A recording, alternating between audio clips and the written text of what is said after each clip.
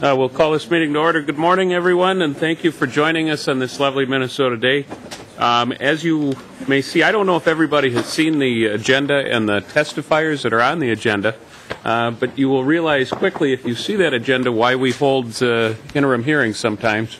And that is, I think we have 190 testifiers or something. It's actually probably more like 30, 20, something like that. But these are issues that are important issues and sometimes have some complexities that actually lend themselves to interim hearings where we have a little bit more time to get more testimony and have more questions and things like that. So I appreciate everybody's coming in during the interim to hear these issues. We're going to kick it off by hearing from our friends at the Minnesota Lottery.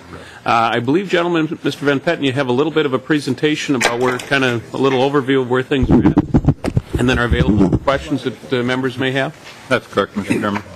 Thank you. And gentlemen, if I don't know who's going to kick it off, but if you can just, you've been through this drill before, if you can just identify yourselves for the record and then proceed, we'd appreciate it. Okay, thank you, Mr. Chairman. My name's Ed Van Petten. I'm the Executive Director of the Minnesota State Lottery.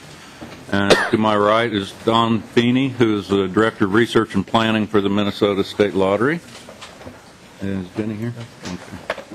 Well, we may have Jenny Canfield here. She's Director of Operations. I thought there may be, she won't be presenting. However, I thought there may be some questions a little more technical than I could answer, so I asked her to be here also.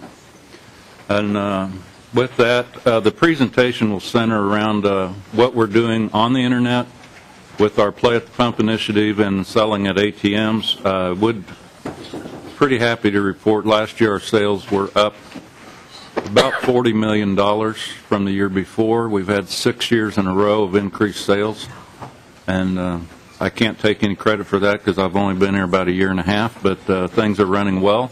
And for this year, we're running ahead of last year by about 4% so far. So things are running pretty well. First thing I'd like to point out is why would we want to sell our product on the Internet? And the first slide will show you that over the past few years, customers have increasingly expected their goods to be available on the Internet. With an estimate for the year 2014 at $224 billion in sales, that up from 2002 and $42 billion in sales.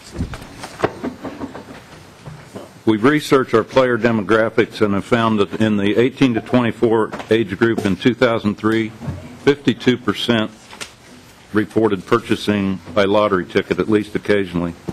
In 2012, our research showed that it dropped to 29% in that age group, and 25 to 34-year age group dropped from 45% to 48%. 68 to 45, sorry. And there are a number of reasons for this decline, but we found the main reason is that the belief is that the lottery is not available in the places where these age groups shop. In fact, one research study out of Massachusetts showed that 55% of the 18 to 24-year-olds report that they never go in stores where lottery is offered. Well, we know they do because they go in convenience stores. Therefore, the only assumption can be that we're just not on their radar. That they just walk past lottery without even seeing it. The Minnesota Lottery first began Internet sales of its online products, which are the draw games, in November of 2010. We set a maximum spending limit of $50 a week. Players can lower that limit, however, they cannot exceed the $50 limit. We have a cooling off period that if they have a lower limit set and decide to raise that limit, they cannot purchase right away. They have to have a cooling off period. And that's due to research that shows the greatest risk of overspending is when you're increasing those limits. We track the wager history, and as you know, none of that is really possible on any other medium other than the Internet.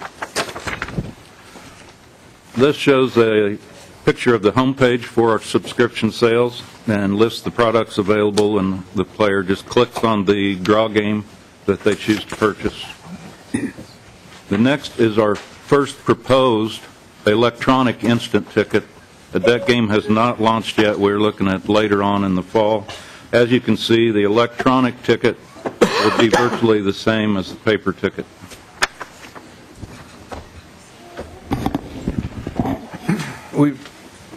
With regard to any internet sales, we believe that it is all incremental sales. For every $1 of internet sales, we've experienced a $217 growth at the retail brick and mortar side. And internet sales at this time represents about a 0.2% of total sales. Wow. We believe that the internet has a positive influence on retailer sales, and that's due simply to brand awareness. Multi-channel strategy broadens the demographic base, exposes our product to more people. By increasing the awareness, we feel that it translates to purchases in store and increases our accessibility to millions of players.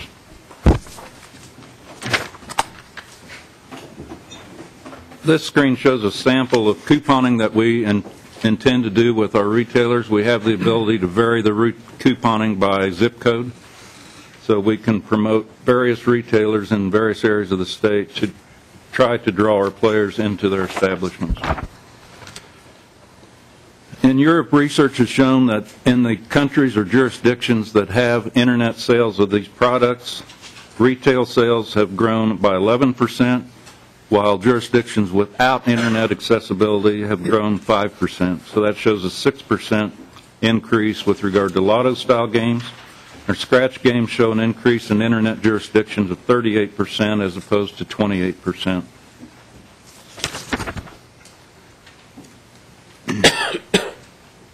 This slide shows different countries. To me, the most interesting is in Great Britain, which I suppose would be the most similar culturally to us.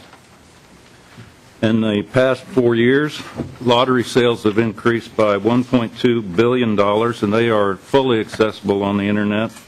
And during that time period, retailers' commissions have increased by 21%. Belgium and Finland also have shown growth, with Finland showing growth of €1 billion. 67% of that growth was at retail, and Belgium increased by 16%, with 73% of that increase at retail. In British Columbia, they, in 2011, introduced full casino-style games on the internet, and as you'll see, their retail sales have increased with that introduction. E-gaming was introduced in 2006, and retail sales remained fairly steady during that time period. The retail is showing annual growth at this time of about 4%, and electronic gaming is showing stagnation in growth. I'll go on into our play at the pump. We had planned to expand the play at the pump this week with another manufacturer of POS materials, Gilbarco. We've pulled that back a couple weeks to do additional testing. However, we will roll out 12 more locations with that POS provider. Last year, you'll recall, we launched a pilot program of 9 locations with a different POS provider, Verifone. There have been some software issues with their equipment, and it had nothing to do with the lottery, but we have remained at those 9 locations but chosen not to expand until we're sure that everything is functioning properly.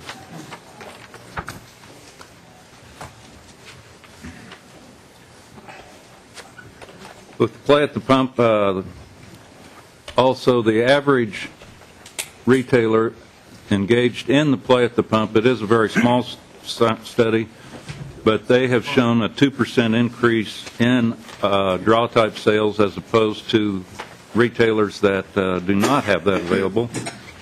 And as you'll see on that slide also, the Minnesota Service Station Association has endorsed the program, saying we are constantly looking for ways to increase revenues. This program always allows us to reach customers who never enter our stores. And I know Mr. Thomas here from the Minnesota Petroleum Marketers, they do not endorse the program. However, we have been quite friendly, and I'll report to you we still are discussing our differences. Summary, we feel that multi-channel strategy is beneficial to Minnesota. Our main goal is to increase our revenues to the state of Minnesota, but do so with transparency and integrity, and we intend to do that. We'll continue to develop new distribution methods in an attempt to increase those funds. We feel strongly that an online presence generates brand awareness in our product and therefore will increase sales at the retail level also. And you should know and probably have heard that the federal government is continually introducing additional legislation to limit the states' rights to develop Internet protocols. And to this date, anyway, every one of those has grandfathered in what states have developed thus far. We feel that we owe it to the state of Minnesota to develop these protocols to where we can sell our product on the Internet, so we will not be restricted by later federal legislation. And Mr. Feeney has prepared, at the chair's request, a presentation regarding Internet poker. However, that's something we aren't involved in, and I thought perhaps I should stand for questions on these subjects at this time. Is that all right, Mr. Chair? That's fair. And thank you, Mr. Van Petten, for the overview. Maybe as a segue to what Mr. Feeney is going to talk about, I'm sure members like on this committee have heard the same thing. I think Internet gaming is on its way back in some fashion. I don't know when, and I don't know who's going to run it. It's my understanding that it's actually taking place in the so-called deep web, which I don't pretend to understand, but that it's still occurring in states across the country in an ongoing illegal fashion. Gentlemen, if you could take out your crystal ball and 5 years from now, what the status of Internet gaming, this is on Internet poker, but Internet gaming, what's it going to look like 5 years from now, and who's going to run it? Mr. Chairman, Don Feeney, Research and Planning Director, Minnesota State Lottery. I'm going to go to my first slide here because I think that'll help with that. 2012, Internet gambling worldwide was a $33 billion a year business. And in the U.S., where in 2012 there was no Internet gambling that was, legality is questionable, but it's not clearly illegal, but certainly it is all unregulated, $2.6 billion a year. There is kind of this impression that we have outlawed Internet gambling. We haven't. We certainly, and to the extent that we have attempted to, we have not done it effectively. If you think that somehow we can ban Internet gambling, that horse has left the barn. It's left the barn a long time ago. It is out there. In the U.S., it is happening now entirely in a completely unregulated manner, almost exclusively with offshore sites of kind of dubious reputation, to say the least. In Europe, it is, and in Canada, it is, however, widespread. Again, with differing degrees of regulation, there are jurisdictions where it is very, very closely regulated. There are jurisdictions where it is not, and the range of games offered covers basically anything that you could do in a land-based casino, and then some. It has not taken over the gambling world, though, by any means. Internet gambling, there were predictions that I could show you from like 2009, 2010, that the moment it was out there, it was going to be the killer app of the Internet, and that it was going to lead to widespread worldwide gambling addiction. And none of that has happened. I think some of that has to do with distrust of the operation, certainly. I mean, fundamentally, at this point, you're playing dice with, somebody. You're playing somebody who has invisible dice. You're trusting some operator in Aruba or wherever it is to conduct a fair game and determine the outcome, fairly to both you and them.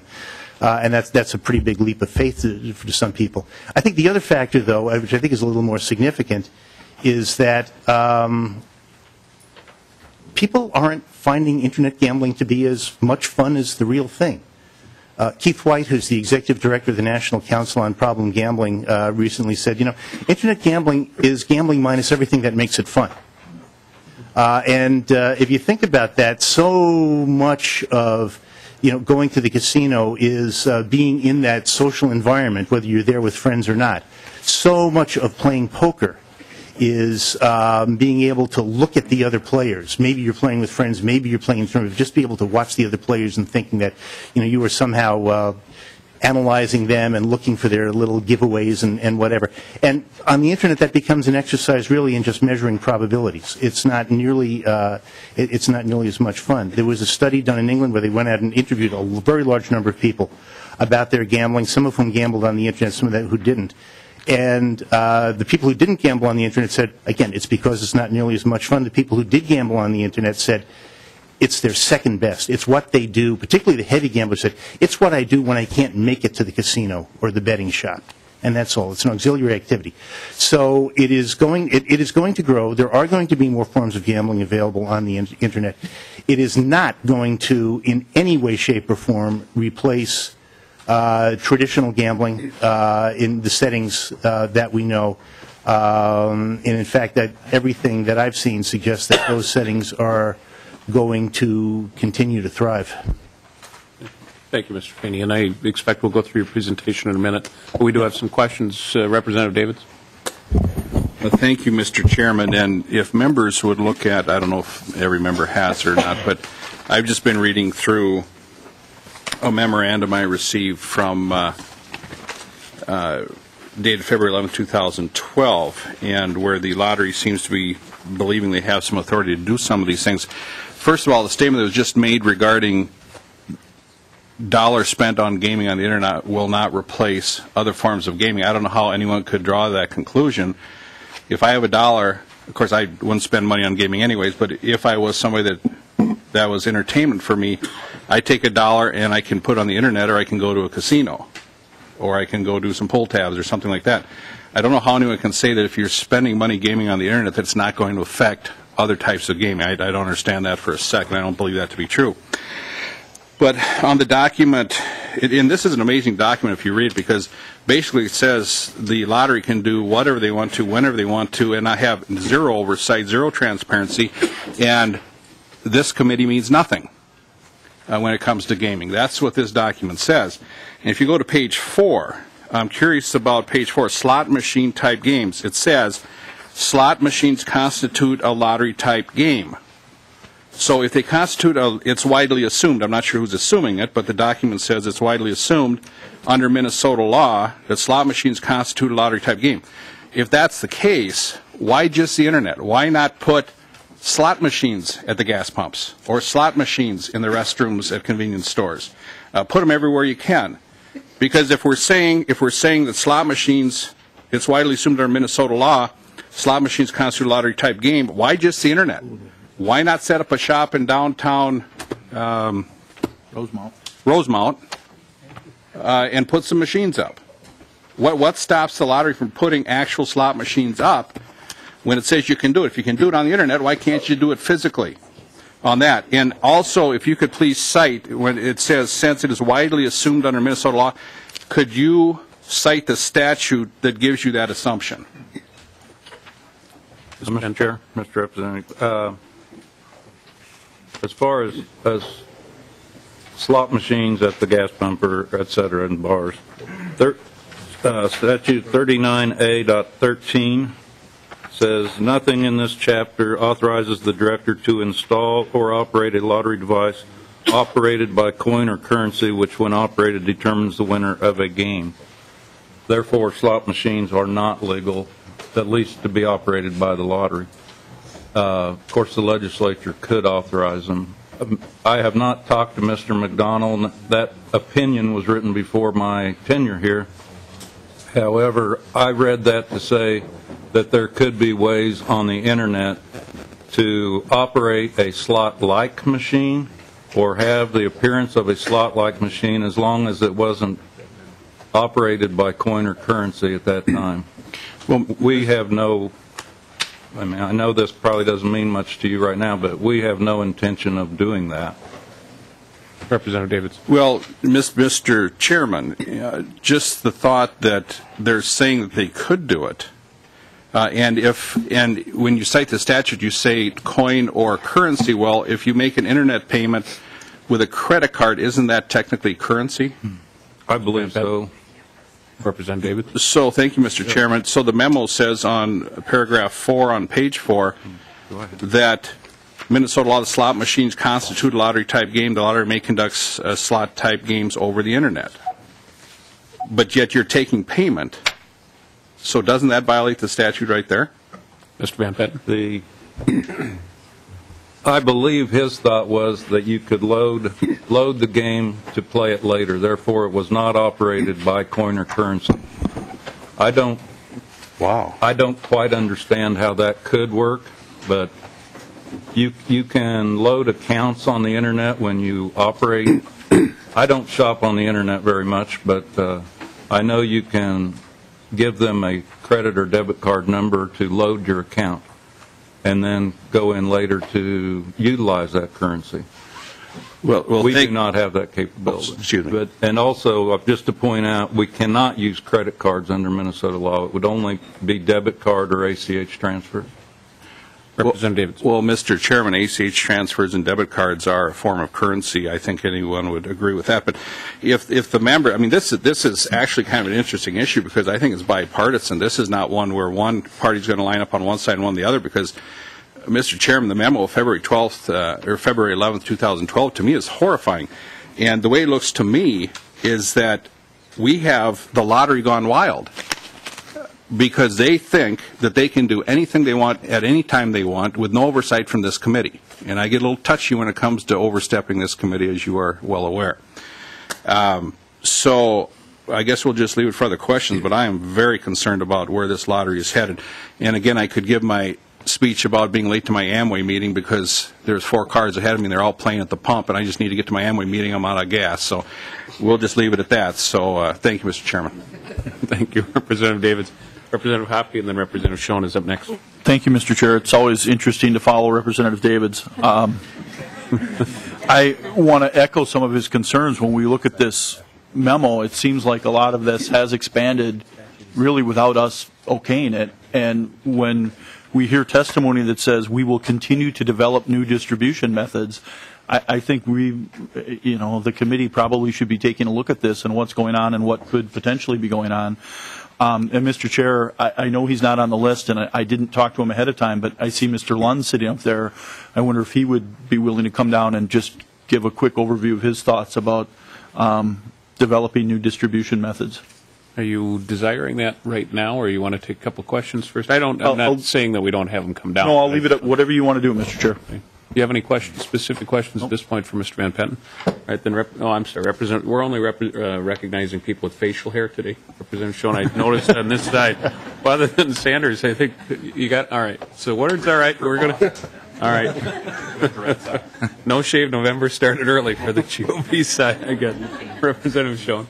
Thank you, Mr. Chair.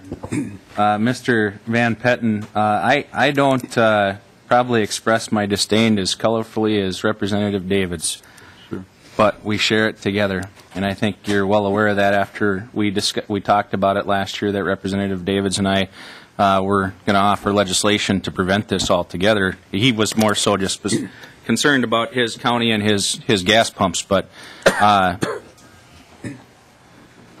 when I look at this memo, it says, if I'm not mistaken, when you talked about expanding to scratch tickets, is that at the pump? When I look at the last paragraph, so 1, 2, 3, 4, when you responded to Representative Davids on October 28th. No, sir. Paragraph 4, where is that at? Scratch tickets will be on the website.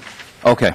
Well, then I'll leave it at that because there was some expansion issues that we had talked about, and even then I expressed to you and staff that, what I was hearing, albeit that I'm new to the committee, but this committee, again, is pretty sensitive to changes in the regulation, kind of when we feel like we're being usurped about our concerns and desires from the people of Minnesota for what this is actually going to entail. So it kind of seems like maybe that might be the case.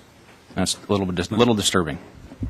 Mr. Van Petten, response to Mr. that? Chair, Representative, if I may, Mr. Chair, reflect part of our conversation Monday with regard to better communication with the committee. I do, on a weekly or at least biweekly basis, brief the governor's staff as to anything we're doing, and had assumed in the past that when I come before the committee to report at the start of the session that we would update you on what our initiatives are. Representative Atkins has asked that we perhaps develop some kind of correspondence, maybe quarterly, perhaps more often if there's something to report to the committee to keep you better informed as to what we are doing. And I'm more than happy to do that, and would more than happy to meet with any committee member, with the whole committee, answer an email, answer a letter at any time. If you feel that we are not keeping you informed, or if you just have questions or concerns. We have no intention whatsoever of hiding anything we're doing from anyone, especially this committee. Thank you, Mr. Van Petten. Well, Mr. Chair, Mr. Van Petten, that sounds great. Communication is good because, quite frankly, at this point, it seems like the only time that I ever hear of any changes is when we come to a meeting like this, and it's certainly a firestorm. That's for sure. So I appreciate your offer of communication. I think that would be a wise choice. It's not maybe a meeting between individual members every week, but I think we've got to fix something. Thank you, Representative Schoen. And before I'd like to turn to Mr. Feeney. I think perhaps after Mr. Feeney's presentation, we'll have Mr. Lund come down and give us a little perspective from the Allied Charities. The Monday conversation that I had with Mr. Van Petten and Mr. Feeney was simply that I've heard from members on this committee as well as outside this committee of a desire for greater communication. Some have taken it to the point of saying perhaps we ought to establish something formal to provide further oversight for gaming activities here in Minnesota. I look forward to hearing additional comments from members either here today or over the course of time. I shared that with the gentleman here from the lottery. I also requested formally for them to communicate with us more frequently and formally in order to try to stem some of these, so that it, as Representative Schoen said, so it's not, we just get to a hearing and we hear about new things. But there's sort of a back and forth communication, and I appreciate Mr. Van Petten's willingness to engage in that. I asked Mr. Feeney to give us a little bit. I don't expect them to get into the internet, just so we're clear, I don't expect them to get into the internet poker business. The reason I raise it is because if other members are like me, I'm getting a number of emails from national sources saying it's coming, Congress is doing something, states are doing something, whatever. And I think rather than operate in the realm of a lot of different sources, I thought I would ask these guys where do they think things are today and where are they going, so that we're all on the same page in an effort to have some level of communication. And then after that, I'd like to ask Mr. Lund to come down, and we'll get a little perspective from where our charities are at. Mr. Feeney. Mr. Chairman, thank you. Internet poker, and Internet gaming in general, has been the subject of a great deal of confusion at the federal level. And there are a number of statutes and rulings that seem to have an effect. For a long time, what was considered to be the governing statute was the Wire Act of 1960, which was basically an attempt by the federal government to ban organized crime who were doing sports bookmaking using the telephone across state lines. And it refers specifically to sports betting. The Department of Justice later interpreted that to include any type of gambling, and then also interpreted that what was drawn up as a statute covering telephone communications also covered Internet communications. And by that rationale, the Department of Justice had stated that all Internet gambling was illegal. Further, in I think it was 2009, Congress passed as a last-minute insertion on an appropriations bill what's called the Unlawful Internet Gambling Enforcement Act, which a lot of people have interpreted saying that it bans Internet gambling. It doesn't. It bans banks from taking transactions on illegal Internet gambling. The problem being that there's no definition anywhere of what illegal Internet gambling is, and banks looked at that and said, now I've got to examine all of the financial records of my customers to see where they're placing their bets. And so it is still on the books. It's not proved terribly effective for anything, however, and enforcement has been kind of non-existent. But in December of 2011, the Department of Justice basically reversed their course. We changed their interpretation of the Wire Act and said the Wire Act actually means what it says. It only covers sports bookmaking. Therefore, states are free to authorize any type of Internet gambling as long as it takes place within their borders and is limited to state residents. The prediction at that time was that that would lead to a rush of states enacting various kinds of Internet gambling, and poker was widely considered to be the quote-unquote killer app, that was going to be where the biggest profit was and where all the action would be. Since that time, there have been any number of bills introduced in Congress to limit the state's ability to act or to set up some type of federal regulatory authority on Internet gambling, poker in particular. That those, as a rule, stand about as much chance of going anywhere in Congress as anything else does these days, which is to say basically none. But they do have in common that they have generally been drawn up by casino interests. They give strongly preferential treatment to Las Vegas or other big casino operators. And as Mr. Van Petten mentioned, they do grandfather in existing state programs. What will happen there, we don't know, but I don't think any action appears to be imminent. Now, where that's led to in the U.S. is we now have 3 states who are doing Internet poker and other casino games. Nevada is the only one that is active right now. They've been active for 6 months. It is poker only. They have, and right now they have 2 casinos that are authorized to operate online poker. They can only take place within the borders of Nevada. They have not reported on any revenues from that. They say they won't report until there's at least a 3rd vendor in operation, so we don't know how well it's doing. But Nevada is very clear that they see this as a growth industry for them, and that the operations that are set up in Nevada will then be contracted out to other states who want to get into this. Delaware is actually going live tomorrow. And they are offering a full range of casino games on the Internet. It is operated through the Delaware Lottery, but they are doing it under contract with a private concern. New Jersey, again, is offering the full range of casino games in addition to poker, blackjack, slots, roulette, Internet craps. And they will begin at the end of November. That is, and will be operated through the Atlantic City Casino operations. Basically what you have is the states that are looking at this, you have your choice of 3 options. The state can provide it themselves, which isn't being done anywhere in the U.S. at the moment, although it's being done in a number of jurisdictions, both in Canada and overseas. They can essentially buy the service from a private operator, as in New Jersey and Delaware, or they can have it be a private enterprise that the state regulates, which is the model in Nevada, also in the United Kingdom. Outside of the U.S., there are more Canadian provinces that have it than don't. Basically, it's Alberta and Saskatchewan are the only ones not offering some form of Internet poker. British Columbia developed it and introduced it in 2011. The other provinces are all within the last few months, and they have all contracted with British Columbia to operate their poker systems for them. In Europe, participation is legal in at least 19 European countries. In some cases, the state provides them, as in Sweden and France, and in others, it's under varying degrees of regulation, ranging from very closely regulated in the United Kingdom to essentially not regulated at all.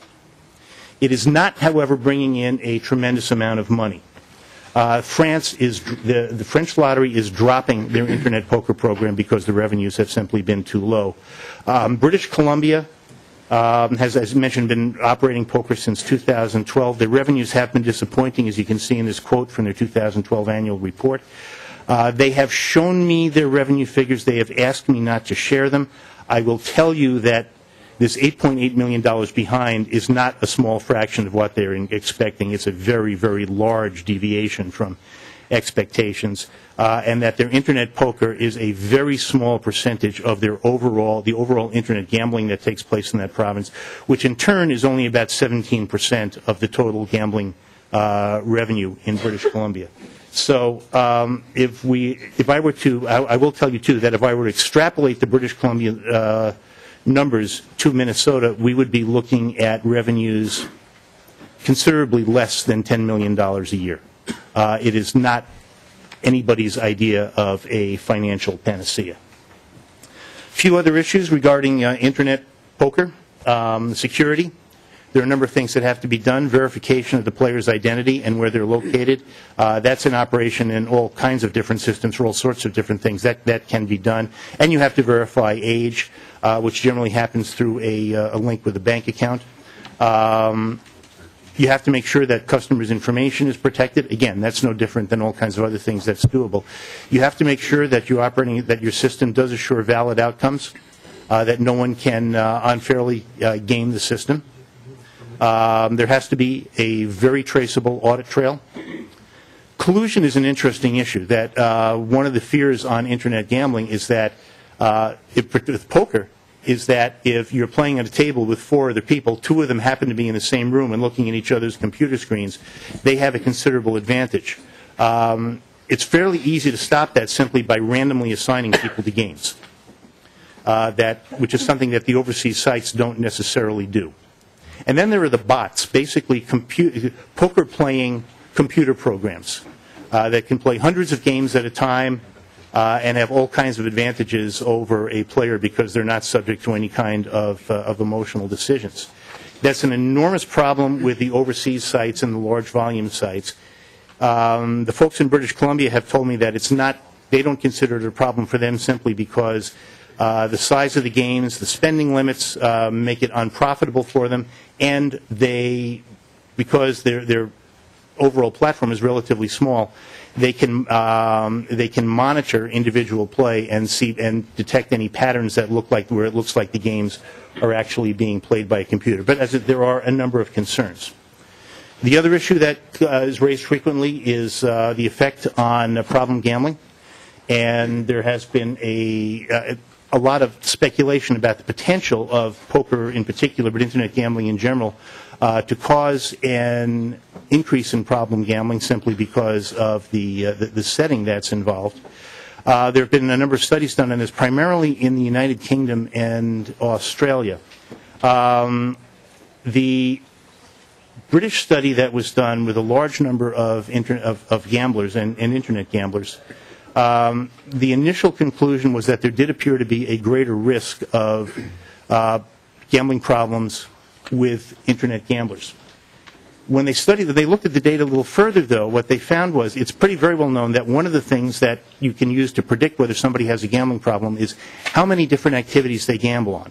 There's kind of an impression that, well, people who have gambling problems have a specialty and that's all they do, and that's not true.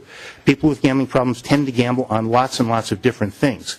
And when they went back and looked at the British data and controlled for the number of gambling activities, they found that there was nothing really to make internet gambling stand out, that there didn't appear to be any greater risk associated with internet gambling. And in fact, if they looked at people who gambled only on the internet, the number of problem gamblers they found was 0. Australia, which is a very different situation, there was a study that came out within the last month that indicated that there weren't greater rates of clinically diagnosable gambling disorders. However, there was some indication that people who were gambling on the internet had a higher risk of subclinical problems. The difference is that in the UK, internet gambling is very widespread, but very, very strongly and very well regulated. Australia at the moment is all offshore operators and completely unregulated.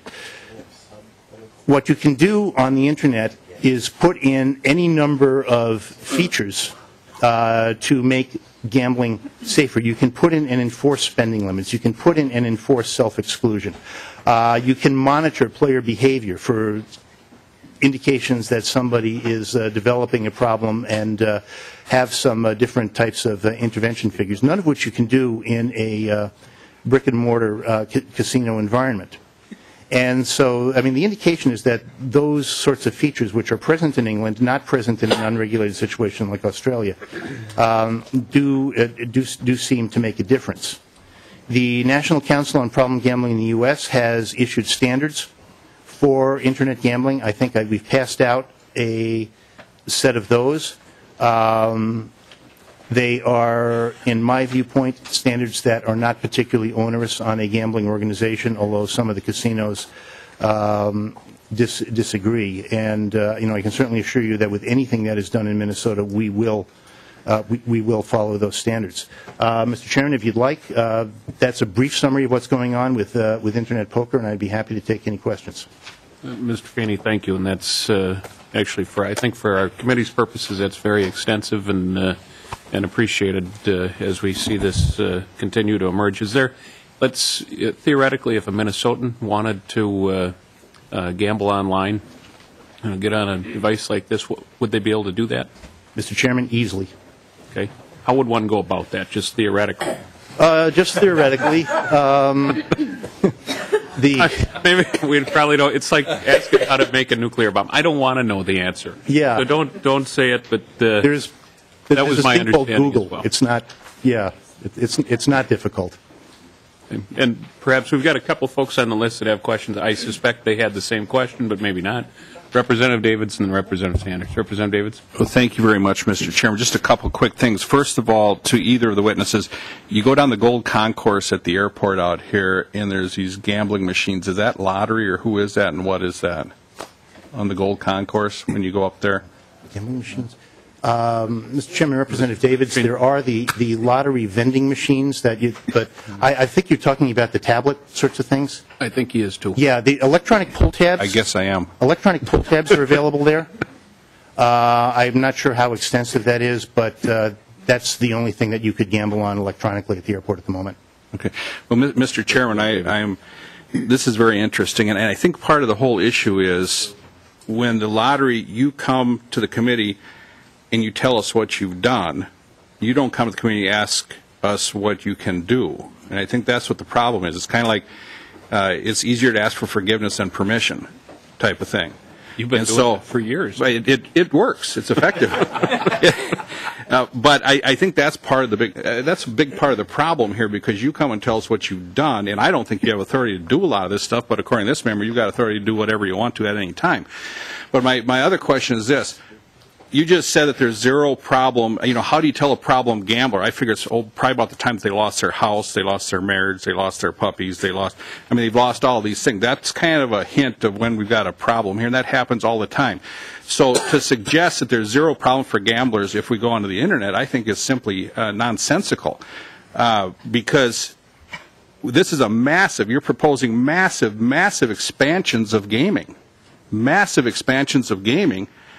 So my question is, what are the social costs that you see? There has to say it's not the Internet, say it's just all this expanded stuff. What are the social costs? Because we know that the treatment that the state actually loses more money than they gain from lottery issues. We spend more money on social services to take care of problem gamblers than we make. Okay, so it's kind of like if you're losing a dime per hog, you just raise more hogs. This whole thing makes no sense because it's very costly.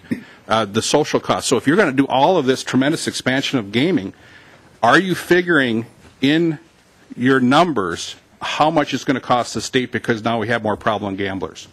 And Representative Davids, first off, in fairness to these guys, I'm assuming now that you're referencing the memo that you did earlier, that was the February 2012 memo. Yes, Mr. About Chairman. expansion of gaming. The report that Mr. Feeney just did was at my request. I simply wanted to know what other states were doing, because my understanding is that Minnesotans are able to get on and participate in these Internet gaming opportunities, whether we like it or not.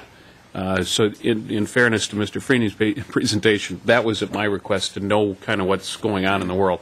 you're back to the memo that they wrote about, or that Mr. McConnell wrote? Well, Mr. Chairman, kind of both.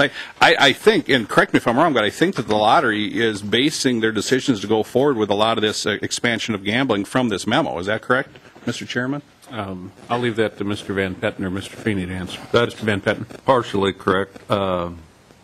That memo was written about a month before I got to Minnesota and was reviewed at that time. However, before we went forward, the vendors have independently gotten opinions from either their legal staff or retained counsel that what we were doing was legal and they were safe to go forward. But they did not rely on our counsel. They got their own independent counsel. Those communications, of course, are attorney-client privilege, and I do not have access to them. Well, and thank you, Mr. Chairman, Mr. Van Petten. This is basically the document that you're moving forward with, even though you weren't here. I don't think it matters that you weren't here when this was created. This is what you're going by. This is what you're going by. But to my questions with all the tremendous expansion of gambling that's being proposed here, how are you calculating the social costs? I'm sorry, what? With all the tremendous expansion of gambling that you're looking at here, how are you factoring? You know there's going to be social costs. You know there's going to be people in treatment. You know there's going to be suicides. You know there's going to be people losing their homes and their farms. You know that. So with the expansion of gambling you're looking at, I mean, you just said that zero problem with Internet gaming. I don't believe that for a second. How do you calculate in the social costs? Because they're there. How are you calculating and accounting for them? Mr. Chair and Representative, we have no intention of going forward with Internet gaming. Those were reports prepared at the Chair's request to see what was going on in other jurisdictions. At the interest of transparency, you had mentioned the G concourse earlier. We are presently in negotiation with the company OTG. They have requested access through their Internet connections to sell our products over the Internet. And that would be the draw products, the draw games, and electronic instant tickets, but none of the what we would refer to as Internet gaming. Well, thank you, Mr. Chairman. But back to my question, with the massive potential expansion, I mean, you're going to be doing some Internet stuff the way it sounds. How are you calculating in social costs? How does lottery calculate social costs for the damage it's doing to people's lives in Minnesota? Mr. Chairman, Mr. Feeney might be better to answer this. However, we work extremely closely. Well, first of all, I'd like to say we don't see that we are instituting any kind of an expansion of gaming. We updated our website September 10 of 2013. We have had subscription sales available since November of 2010, and that's the website that we updated and will continue to operate on.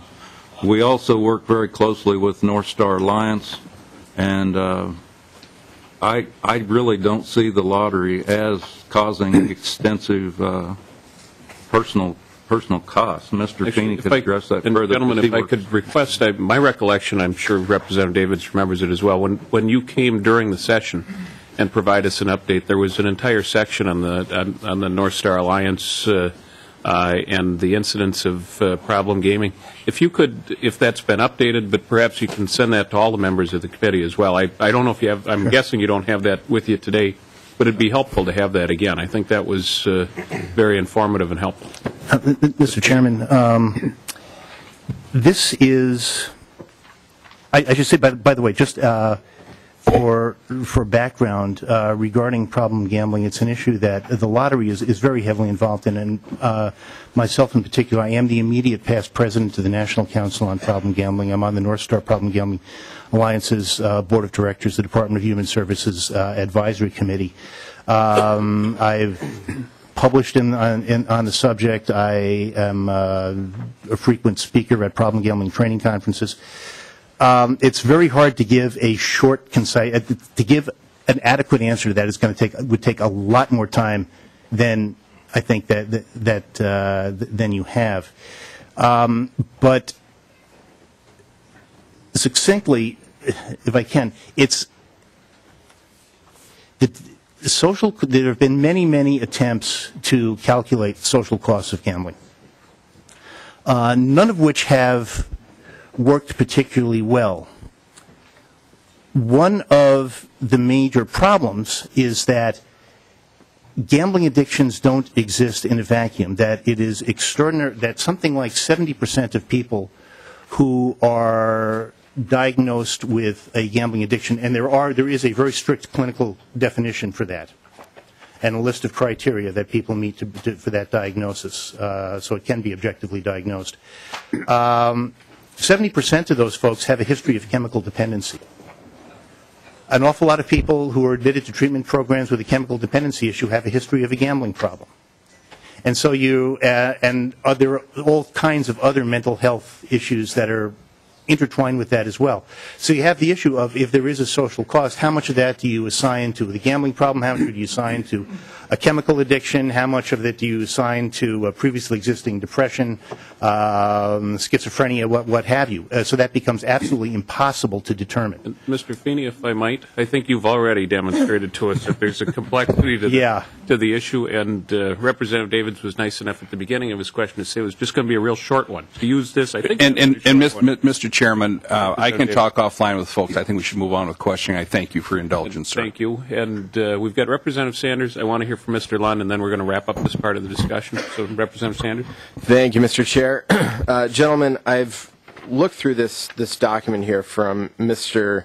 McDonnell, and that's where I'm basing my questions off of. But going back to your comment really quick, Mr. Van Petten, is it the lottery's intention to offer slot machine type games and roulette and crap type games over the internet through the lottery? Absolutely not. Representative Sanders. Absolutely not is the answer. So the state lottery will not be at any time under your leadership offering slot machine type games over the internet or roulette and craps through the lottery. We have no intention for any type of casino style gaming. Only to sell what products we already have available. Representative Sanders. Thank you, Mr. Chair. And just so I go back through the document, that's I guess comforting to hear. I think it's a little confusing in the document, because everywhere we see here that Minnesota law allows this type of game. The lottery assumes it has that authority to run that. And so I would at least hope that you would come to the legislature if you wanted to go down that road, because throughout all of this document, we've seen some of the federal acts and decisions that have come down, but the one that's most important to me is the Minnesota State Constitution. And even according to this this memo here in 1989, the amendment said that the lottery could authorize a game but sell lottery tickets. It actually has the word ticket in the Constitution. Yes. And so if we're going to ever deviate from that, I think it absolutely needs to come through the legislature, in as much as sprinkled all throughout this memo are words like widely assumed, it appears. Those sorts of things need to be established through the legislature, decided by the legislature, in my opinion. Thank you, Representative Sanders. If I may, Mr. Chair, if I may, I made the statement that we only plan to sell products we presently have available, and that is instant tickets. They are not presently available on the internet, however, will be in the near future. I just don't want that to be misinterpreted as misinformation in this hearing, because instant tickets are available, and we intend to make those available on the internet. Gentlemen, thank you very much. Mr. Lund, would you join us for just a moment or two? And my hope now, I expected to have this portion of our hearing done by about 10 o'clock. It's now 10 o'clock. So, Mr. Lund, if you could do your best not to say anything too inciting, like, that'll set anybody on fire. Insightful is fine. Inciting, not so much. Welcome back. Thank you, Mr. Chair. I have a very brief statement to read. Charitable gaming in Minnesota views the lottery as a competitor. It is a good thing that both of us had very good fiscal years last year. Our business was up 8%. Charitable gaming operates, for better or worse, in an arena that is highly regulated. Apparently, the lottery does not have the same constraints as we do. We believe that the lottery moving into internet gaming and proposing games such as scratch-offs and spinning wheels to be played on home computers and mobile devices is a significant policy decision that must be made only after significant discussion and debate by the legislature. Internet gaming might very well be the largest expansion of gambling ever in the state of Minnesota. We ask that an open discussion take place at the legislature, and if you decide to grant the lottery or anyone else the authority to engage in Internet gaming, we would ask that we be given the same opportunity. What the lottery has done in the last year or so is get their infrastructure ready, where now beside their 3,500 brick and mortar sites, they now have the ability to deliver to every gas pump, every ATM, every cell phone, every computer in the state of Minnesota. We do not believe that it was the intent of the legislature to allow 24/7, 365, anywhere in the state, gaming on devices like this. And all we're asking is that the light be shown on this, and the ability to have an open and honest discussion. Is this where we want our state to go? Thank you very much. Thank you, Mr. Lund. Thank you, Mr. Feeney. Thank you, Mr. Van Petten. And thank you, members. You have very articulately in an hour expressed why I opted to hold a hearing on this topic and why I think this is just the beginning of an ongoing conversation. And I value Mr. Van Petten's comments earlier about doing their best to try to enhance the communication, because I do think as we continue forward with gaming ventures, that level of communication is going to be even more necessary than it has been in the past. Next up is a discussion of the interior design licensing. This is generally the discussion of the topic. Representative Hillstrom has the bill. I believe it's House File 1052. I've gotten a number of emails. I'm sure other members have as well. And it's an issue, just to give a little bit of background, it's an issue that's been around for some time. I think many members who've been in the legislature for a while have probably heard about the legislation for some time. It is one that we're primarily interested in hearing if there is new evidence, new things going on in the world of interior design, or generally the area of construction and planning that would change the debate or offer anything new that members ought to be aware of. For the sake of everybody, and I haven't counted everybody on here, Representative Hillstrom, but it looks to be 11 or 12 testifiers. What I would request of folks who are testifying, if someone ahead of you has already expressed the point that you wanted to make, then for the sake of the folks after you, please don't feel the need to make that same point yet again. The goal here is to try to get a good picture where things stand. Representative Hillstrom, it's your bill. You're welcome to make as many or as few comments as you'd like to, but certainly it's your proposal, and we'd love to hear from you. Thank you, Mr. Chair and members. Members, I first got this bill last year. Paul Thiessen previously carried this proposal before me, so this has been a new issue for me to work on. But we're pleased to be in front of the committee again and to continue to educate members and the public on why interior designers are seeking licensure. Minnesota statutes and rules already allows interior designers to have stamp and certification procedures. However, they don't have licensure. And so this causes a challenge in that the rules are applied differently in different parts of the state. And so I have a number of testifiers here that really would like to talk about the clarification in law that they would like to move from this certification to the licensure. And Mr. Chair, I'd really like to have them tell you about this proposal. Thank you, Representative Hillstrom. Chair Atkins, members of the committee, thank you for inviting us back. My name is Rochelle Schessler-Lynn, and I am representing MIDLAC, the Minnesota Interior Design Legislative Action Committee. I am a certified interior designer practicing in Minnesota.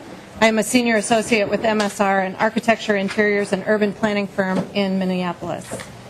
Instead of repeating my testimony from last spring, I would like to use this time to explain where we are today in terms of Minnesota's current statutes and rules, and also to clear up any confusion that would actually change of what would actually change and what would not change if this bill becomes law. 21 years ago, the legislature passed and Governor Carlson signed a bill that established certification process for Minnesota for interior designers. Interior designers meeting qualifications set by the State Regulatory Board can currently apply to become certified interior designer. The State Regulatory Board is the AELS-LA-GID Board, Architecture, Engineering, Land Surveying, Landscape Architecture, Geoscience, and Interior Design, which regulates the professions of architects, professional engineers, land surveyors, landscape architects, professional geologists, professional soil scientists, and certified interior designers. I served for 8 years as one of the 2 interior designers that are represented on the licensing board. All of these professions work together in the non-residential, and this is important, built environment. There are varying degrees of overlap between the various professions on this board, which is common in many professions. For example, the Minnesota Health Licensing Boards that include medical practice, nursing, chiropractic, optometry, pharmacy. With the exception of certified interior designers, all of the other professions regulated by the AELS-LA-GID Board are licensed, which means that they have what is called a Practice Act. Certified interior designers have what is called a Title Act, which protects the title Certified Interior Designer. Anyone in the state of Minnesota right now, whether or not they have any education or training whatsoever, can call themselves an interior designer. They cannot call themselves a certified interior designer. A Practice Act protects both the title and the practice of the profession. If you have licensure of a profession, you have a Practice Act. Current Minnesota law is a little bit different from other states with Title Acts in that it goes one step further. This is part of the reason why we are here today, as I will further explain in a moment. If this bill passes, anyone will still be able to call themselves an interior designer, but they will not be able to use the title licensed interior designer or practice licensed interior design.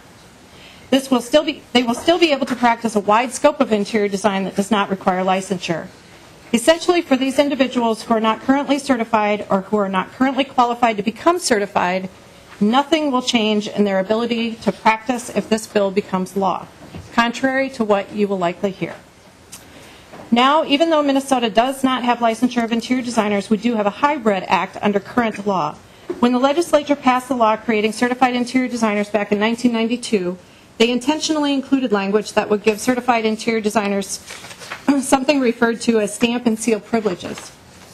Specifically, current Minnesota Statute 326.03 Subdivision 1 states, and you have this in your folder, no person except an architect, engineer, land surveyor, landscape architect, geoscientist, or certified interior designer, licensed or certified, shall practice architecture, professional engineering, land surveying, landscape architecture, or professional geoscience, or use the title certified interior designer, respectively, in the preparation of plans, specifications, reports, plats, or other architectural, engineering, land surveying, landscape architectural, geoscientific, or interior design documents. This goes beyond a Title Act in that certified interior designers can by law stamp and seal construction documents just as the other licensed professionals can, and present these drawings to building code officials for approval and permitting. However, despite the language of the statute, as certified interior designers are certified and licensed, which is different from all of the other professions on the state licensing board, this has proved confusing to building code officials. Therefore, some certified interior designers have found themselves in the position where building code officials in certain cities will accept their documents while building code officials in other cities will not. We are here today to ask that the current certification process for interior designers be changed to licensure. All of the other professions on the licensing board have gone through the process of securing licensure as their respective professions have progressed. Nationally, there are 11 states that have interior design title acts. There are 4 states plus Washington, D.C. and Puerto Rico that have practice acts, and there are 10 states that have hybrid acts like Minnesota. Interior design is a regulated profession in over half of the United States. The threshold for licensure is to protect the health, safety, and welfare of the public. When the legislature established certification for interior designers and gave certified interior designers stamp and seal privileges 21 years ago, the legislature recognized that this certification was needed in order to establish qualifications for interior designers to sign construction documents to protect the health, safety, and welfare of the public. I want to explain what the statute covers, as I think this is an area of confusion. If you look again at your handout of the Minnesota Statutes 326.03, this time at Subdivision 2, it lists what are referred to as exempt spaces. An exempt space means that any citizen can design these spaces. There is no licensed professional of any discipline needed to design these spaces.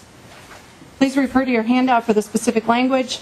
Essentially, it states that there are no restrictions in the design of single-family homes, including individual condo units, two-family dwellings, farm buildings, and specific temporary buildings. Additionally, if you look at Minnesota rules, there are additional exemptions listed for specific classes of buildings. For example, dining and drinking establishments, i.e. restaurants, with seating for not more than 20 persons, and businesses that are not over 2,250 square feet. In addition, specific remodeling and renovation projects in spaces not requiring a design professional signature, and exemptions from building permit requirements for work such as painting, wallpapering, tiling, carpeting, cabinetry, countertops, and similar finish work. If work does not require a building permit, it does not require the signature of a certified interior designer, architect, or other design professional. Not only is it important to keep in mind all of the exemptions for any licensed professional in Minnesota statutes and rules, it is also important to recognize that many interior designers practice exclusively in the area of residential design, which, as I have already noted, as a space that does not require a licensed professional. So to make this a little bit clearer, let's just think about our own life. How many people actually live in a home where the plans were designed by and signed by a licensed architect? Most people live in homes where the plans are designed by the builder, the general contractor, or the housing developer, because homes are not required to be designed by a licensed professional. Similarly, if this bill passes, you would not need a licensed interior designer to design the interior of your home. Where would the law require a licensed interior designer? The exact same spaces that under existing Minnesota statutes and rules that currently require a licensed professional or a certified interior designer to sign documents. Some examples are hospitals, nursing homes, schools, and office buildings. Essentially, if in your profession the scope of work does require the signature of licensed or certified professional in order to obtain a building permit, a licensed certified professional will still need to sign the construction documents if this bill passes. If you are already not required to submit signed documents for construction, you will not need to do so in the future. Nothing in this bill changes what you currently can and cannot do. However, it does ensure that certified interior designers who currently have met the criteria set by the state of Minnesota to sign construction documents will be able to continue to sign these documents as licensed interior designers and remove any confusion with the building code officials. As the profession of interior design has evolved, so have the standards for education, experience, and examination. This is another area of confusion. I want to make it perfectly clear that this standard for education, experience, and examination is set by the State Licensing Board and codified in Minnesota rules. The State Licensing Board went through a rulemaking process back in 2011, which increased the educational requirements for certified interior designers under Minnesota Rules 1800.2100, which now requires graduation from a 4- or 5-year professional level interior design program resulting in a bachelor's or master's degree from a CETA accredited program. The completion of an interior design experience program, which is a structured internship program similar to a program required for architects, or a minimum of 2 years of qualifying design experience under the direct supervision of a certified interior designer or licensed architect. The experience that is required must also demonstrate experience in building codes and the preparation of construction documents. They must also pass a written exam, which is administered by the National Council of the Interior Design Qualification. The requirements in Minnesota rules have been in place since 2011. Therefore, anyone entering a 2-year program should be aware of this, and this is completely unrelated to our bill.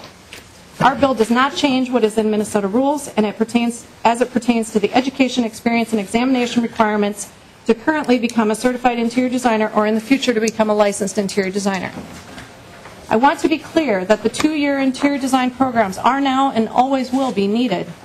As is true with many degree programs, a 2-year degree and a 4-year degree provide a different amount of education. Students know this when they enter a program. For example, a student that enters a 2-year architectural drafting and design program offered by various institutions in the state of Minnesota knows that this degree will not allow them to apply to the board to become a licensed architect. This does not mean that the degree does not have value, as they can use the degree to become a drafter or a CAD technician or a design assistant. And this is similar to the interior design student. Students graduating from a 2-year program can still use the title interior designer and they can practice in any residential or design interiors in any residential space or design any interior spaces that do not require the signature of a certified or licensed professional, and they can also work under the direct supervision of a certified interior designer. This bill changes nothing for them. What this bill will change, however, is the ability for current and qualifying certified interior designers to practice to the full extent of their education and training as licensed interior designers. I should also note that the University of Minnesota is not the only school with CETA accredited interior design program. Dunwoody recently received accreditation from CETA for their 4-year interior design degree program, and St. Catherine University launched their 4-year interior design program in 2012. The St. Kate's program has been developed according to CETA accreditation, and there is a letter in your folder from one of the professors at St. Kate's. Minnesota has significant numbers of graduates that work here from accredited programs in Kansas, Iowa, Wisconsin, South Dakota, and North Dakota as well. And in addition, many of the most recent interior design graduates are graduating with Masters of Interior Design degrees. The Minnesota chapter of the American Institute of Architects has recently made the claim that interior designers are trying to practice architecture. This is simply untrue. Certified interior design is a separate profession. If you look at the University of Minnesota College of Design, for example, it includes 2 separate and distinct degree programs, architecture and interior design. If an interior design student wanted to become an architect, they would have entered the program of architecture. Instead, these students choose to enter the program in interior design because this is the field that they wish to practice in. You should also know that currently any architect can apply to become a certified interior designer, and they would be able to apply to become a licensed interior designer if this bill passes. This bill would not keep architects from practicing in the interior space.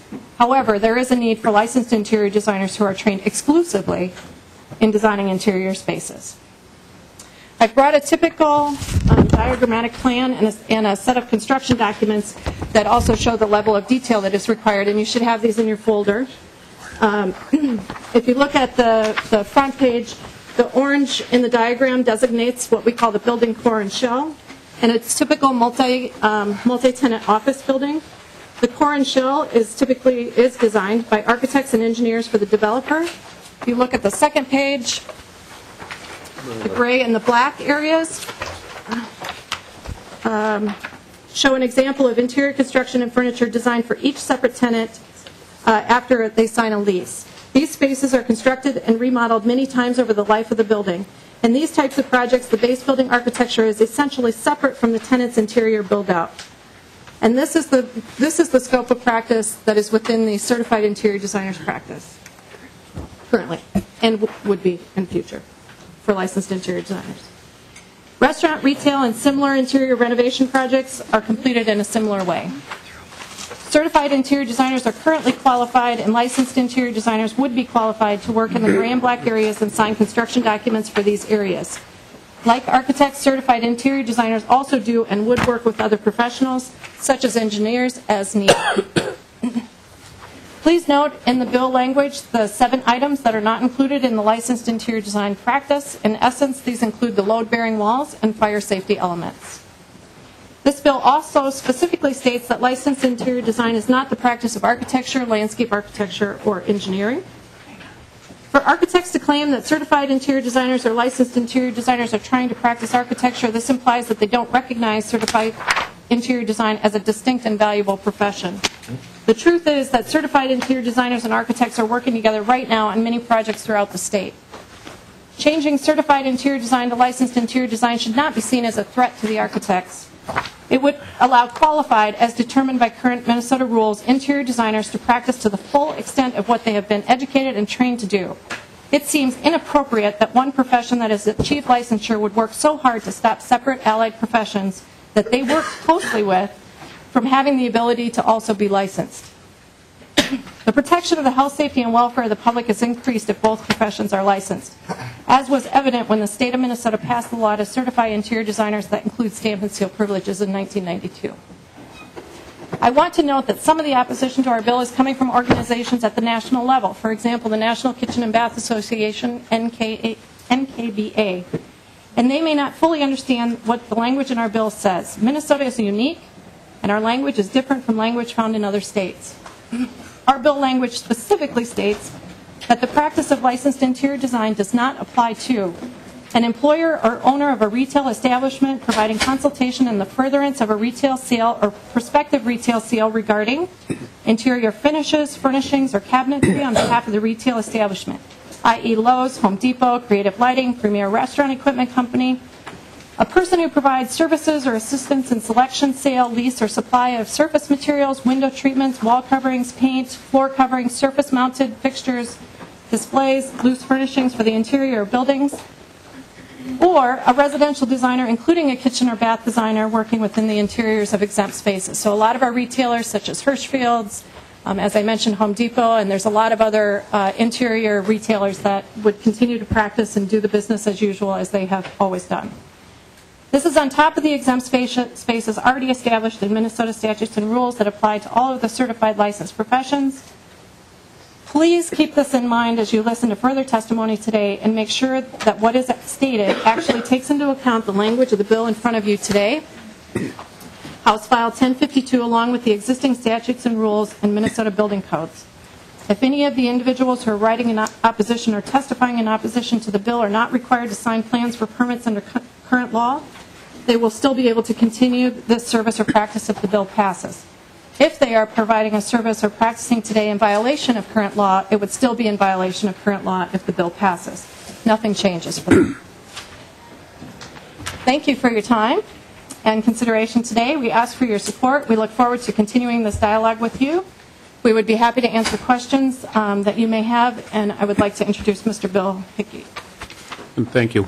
That was very helpful and thoughtful. I do note it, at least in what I had planned for the amount of time, it nearly exhausts the amount of time that's available for the proponents. That said, if I believe we've got two others, Mr. Hickey and Ms. Harlander-Eggerman, to testify in support, and I'd welcome you to do that. I want to give the folks who signed up in opposition an equal amount of time. So we're looking at, for the two of you, about 5-6 minutes yet? No problem. Thank you. Thank you, Mr. Chair, committee members. By way of introduction, I'm Bill Hickey. I am a owner and principal at Collaborative Design Group. We are a multidisciplinary firm. I employ architects, engineers, planners, and like almost every mid to large size architectural firm, interior designers. It is also important, I should note, I'm a licensed architect and also a certified interior designer. That is a relatively unique perspective and lets me really helps me really understand the difference between the professions and their complementary nature. Architecture is broad and very wide-ranging. Interior design is deep and more focused and specific, and I think that is a reflection in what you see in practice. Our design professions are collaborative. They're mutually independent, and a responsibility to promote health, safety, and welfare for the citizens of Minnesota is central to all of our tasks. We believe this bill clearly defines the practice of architecture versus interior design versus engineering in company, with the rest of the legislation, Minnesota rules existing already. I do not feel as an architect, as a business owner, that this is any threat to existing professions, nor do I feel that it redefines any profession. It clarifies the role of interior design, commercial interior design, licensed interior design in protecting the health, safety, and welfare of the citizens of the state, and I really believe it is worthy of your support. With that, I'd just introduce Aaron Edgerman. Thank you. Ms. Edgerman, welcome to the committee. Thank you, Chairman Atkins and committee members. I'm Aaron Eggerman, a student at the University of Minnesota in interior design, and I'm originally from the St. Cloud area. I'm also a lead green associate and have completed 2 prior internships at interior design companies. I want to explain how the decisions I made for my education and now how this legislation can impact my future. I specifically chose a 4-year CETA-accredited program because of the opportunities it allows in commercial design. Interior design for me is the perfect combination of people and place, merging behavioral psychology and the built environment to create a positive impact on the lives of people. It is also a constantly evolving profession that presents opportunities for growth and potential new strategies for improving design. I want to design for safety, creating circulation and wayfinding in hospitals that facilitate safe and efficient movement for those in wheelchairs, families with strollers and small children, as well as bariatric and elderly populations.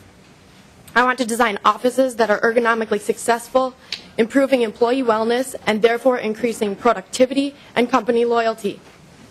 I want to design schools to specify interior materials and finishes without volatile organic compounds to create a healthy environment that improves focus and brain development. I want to create durable, multifunctional spaces that employ sustainable strategies to lessen the environmental impact of the built environment. I want to design all of these spaces: healthcare facilities, grocery stores, government buildings, corporate offices, schools, and libraries to protect the health, safety, and welfare of all people by applying the building codes, accessibility standards, and sustainable practices that I have learned over the past 4 years. I would like to think that committee members, and especially allied professionals, would be able to see the benefits and importance of commercial interior design and this bill as a part of the evolution of the field and a continuation of growth and development for the greater good. This bill does not change the futures of students of 2- or 3-year programs, but it directly impacts my goals and my future of practicing interior design to the fullest extent of my education and degree upon graduating in May. Most importantly, it directly impacts the Minnesota public and can ensure that we are creating the best spaces for all people. Thank you. Oh, thank you. You're a credit to my alma mater. I hope my 2 sons at the U are getting as good of an education. Maybe you came in that articulate. But, man, thank you very much. Thank you. And now we've got a number of folks, and then I do want to reserve a little bit of time at the end for some questions. I should have noted also at the outset, this is an informational hearing, so we won't be taking a vote on this bill at the end. We may take a vote in the upcoming session, but we tend not to vote on bills during the interim. Next up is Ms. Voda, and then Ms. Hayes-Gordon. And we're roughly going to have an equal amount of time. We do have a few more testifiers in opposition, and I don't want to cut anybody off, but at the same time, to the extent we take a lot of time at the outset, that'll leave a little lesser time for folks at the end. So just try to be Minnesota nice in the length of your comments. Welcome to the committee. Thank you, Chairman Adkins, members of the committee. My name is Ann Voda. I'm an architect. I live and practice in Minneapolis. I'm also the current president of American Institute of Architects Minnesota chapter component. And Meredith Hayes-Gordon and I are speaking today on behalf of that organization in opposition to the proposed legislation. The current Minnesota law works well to protect the health, safety, and welfare of the public. There's been no evidence of harm or danger to the public from the activities of certified interior designers. We oppose licensing interior design because it will diminish these protections that are already in place. It will allow licensed interior designers to sign architectural drawings and coordinate the engineers without having the necessary education, experience, or examination required to be an architect. Buildings are not simple. They consist of complicated and interlocking components and systems on the exterior and the interior. Mechanical fresh air, power, lighting, fire sprinklers, exits, corridors, occupant loads, all are designed and coordinated to function together within the building as a whole. Remodeling existing buildings also require this broad understanding of the relationships between building elements and systems. As Rochelle said, with this diagram, it illustrates that this proposal will allow licensed interior designers to move walls and ceilings and floors and coordinate all the life safety features located within and below and beneath them. The activities the interior designers wish to license are already safeguarded by licensed architects and engineers. who have the qualifications to do so. Again, my name is Meredith Hayes-Gordon. I'm a licensed architect in the state of Minnesota.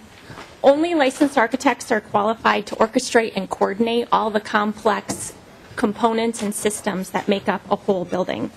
As a profession, we take licensure and the responsibility of the health, safety, and welfare of the public very seriously. It takes an individual on average 14 years to become a licensed architect in the United States. That's 5 to 7 years of college education, minimum of 3 years of internship, and then 7 exams. And those exams focus on very specific pieces of a building. We have examinations in mechanical systems, electrical systems, structural design. It's important as the architect, the facilitator of the whole building, to understand all of those pieces that go into it.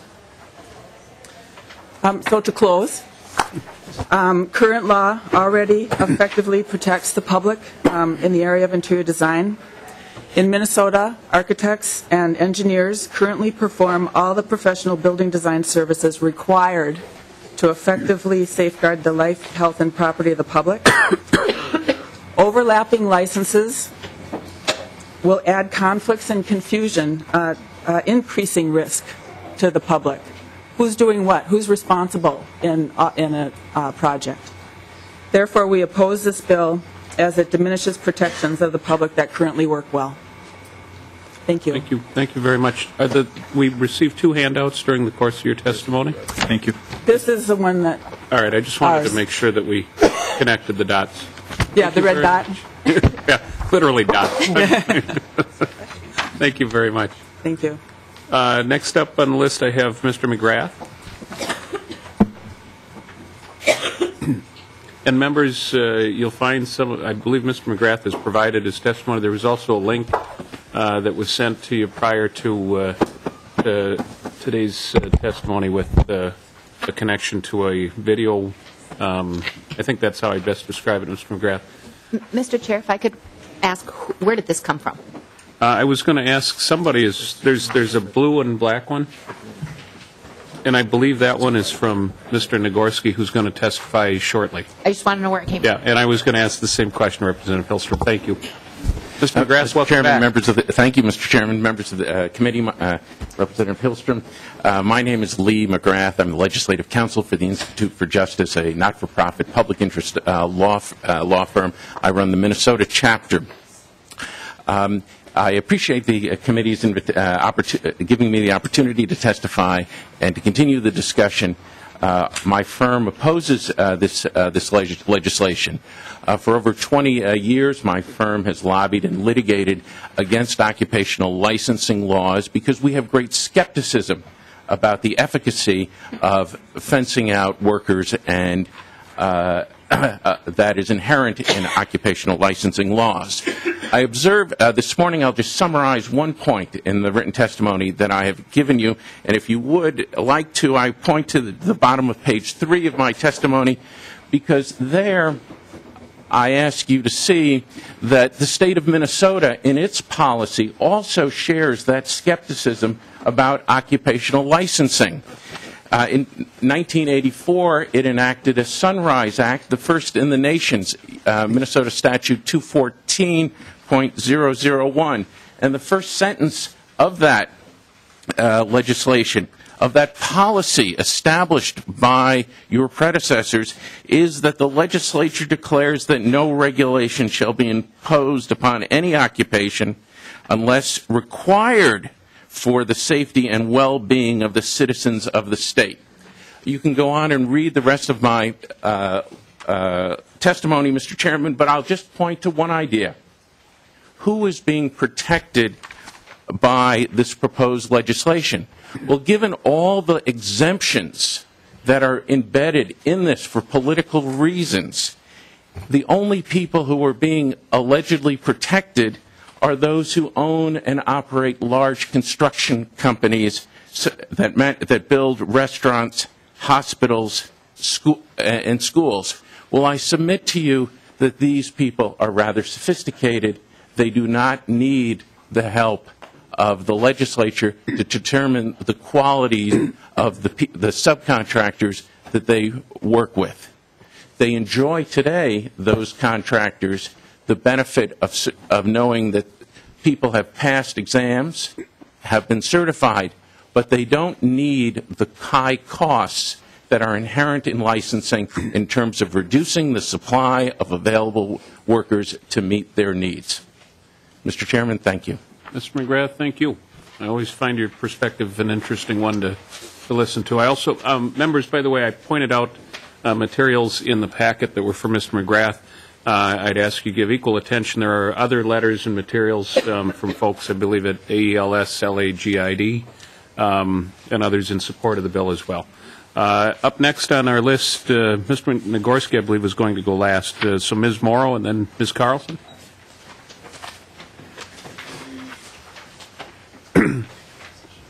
I also have Ms. Stryker and Ms. Jurgensen and Ms. Brandt. It's quite a lineup this morning. Good morning. Welcome. Good morning, Mr. Chairman, members of the committee. My name is Patty Morrow, and I'm the president of Interior Design Protection Consulting. We have offices in South Carolina, in California, and New Hampshire, and I do reside in South Carolina. So what am I doing here in Minnesota? Well, because of the time constraints here, 6 national trade associations have asked me to come and speak on their behalf for their Minnesota members who will be negatively impacted by this bill. They are the Designer Society of America, Food Service Equipment Distributors Association, Food Service Consultant Society International, Manufacturers Agents Association of the Food Service Industry, North American Association of Food Equipment, and Interiors by Decorating Den. Members of the committee, this is about jobs.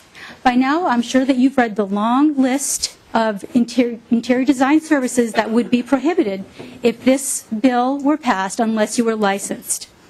If enacted, the members of all of these associations would no longer be able to offer these interior design services. Let's just look at the food service equipment industry. These are the people that design the cafeterias in hospitals, schools, nursing homes. They design restaurants, the kitchens, the dining rooms. These are small business owners with very, very specific knowledge and education and their own certification. If you pass this bill, these small business owners will no longer be able to offer these services, and you will wipe out an entire industry. And for what reason? There's no threat to the health, safety, and welfare of the public. There's not a shred of evidence to warrant a conclusion that the unlicensed practice of interior designers jeopardizes the public in any way. There's been no public outcry for this bill. There's been no legislative determinations that indicate that the public is being harmed. It's simply an effort by a special interest group who want to create a monopoly. And who would that monopoly benefit? 710 certified interior designers in the state, but did you know almost half of them are not even interior designers? They're architects. And of the remaining 50%, how many of those actually have the qualifications that they would like everyone else for licensing to have? Well, if you look at other states that have similar laws, you will see that it's between 60 and 80% that were grandfathered at the time the bill was passed. But your state website doesn't indicate that, nor does the state board know that number. So we went to the actual website of the exam that tests in this for this state that you to be qualified for licensing, the NCIDQ exam. They have a box on their website. It's called the Q Search. And that's where a consumer can go into that website to find an NCIDQ designer in that state. So I went to that box, and here's what I found. 59 NCIDQ designers on the Q Search in this state. The bottom line, members of the committee, in this difficult economy, why would the legislature even consider enacting a new law in which so few would benefit and so many would be harmed? I urge you to stop this bill. Thank you. Thank you. And welcome. Just identify yourself for the record and proceed. Hi, Mr. Chairman. My name is Carrie Carlson, and I work in Minneapolis at Sawhill Custom Kitchens in design at International Market Square as a design assistant currently. In 2004, I was a divorced stay-at-home mother of 3 children, and I had to find something for full-time employment.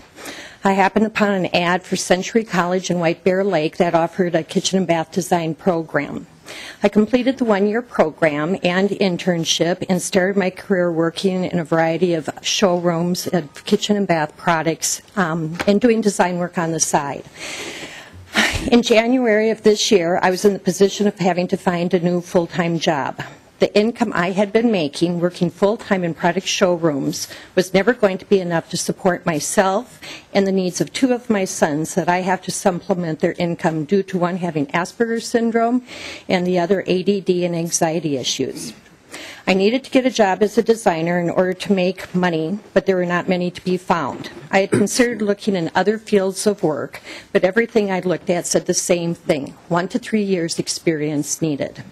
I knew I was not in the position to start over yet again and continued my search for a design job. 4 months ago, I was contacted by Sawhill.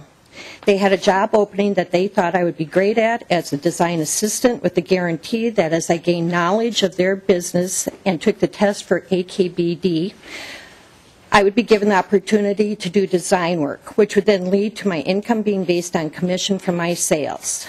That potential income that I was told of will more than support myself and family members that need me. Currently, I am assisting in the design of the exterior and interior framing shop and a number of either kitchens, baths, family rooms, and entire home makeovers in either single-family homes, condos, lofts, and other multifamily dwellings. You can see that although the word kitchens is in the name of where I work, we do work throughout the entire homes of all kinds, commercial spaces, and recently a boat. Mr. Chairman, if you allow HB 1052 to proceed, I will, at the age of 54, after 8 years that included school and getting my experience in my field of work, have to start over once again to find work to make enough money to support myself and members of my family that depend on me. Thank you very much. Thank you. Next on the list, I have Ms. Berg, Ms. Stryker, Ms. Jurgensen. Maybe if we can come up a couple at a time. Not that you have to testify simultaneously, but it may just, and then I've also got Ms. Brands and Mr. Nagorski. I was named Jurgensen next, or? I've got Mr. Jurgensen, I've got Ms. Berg and Ms. Stryker as well. Okay. Or Ms. Berg Stryker. It's kind of blending here together. So. Okay. Okay. Mr. Chair and members of this committee, I'm Galen Jurgensen, and I have an interesting story simply because I taught at a technical school in Alexandria, Minnesota. Mr. Jurgensen, can I interrupt for just a second? They're going to have a hard time. There's lots of folks watching at home, probably tens of thousands. So you want to make sure that you have the microphone.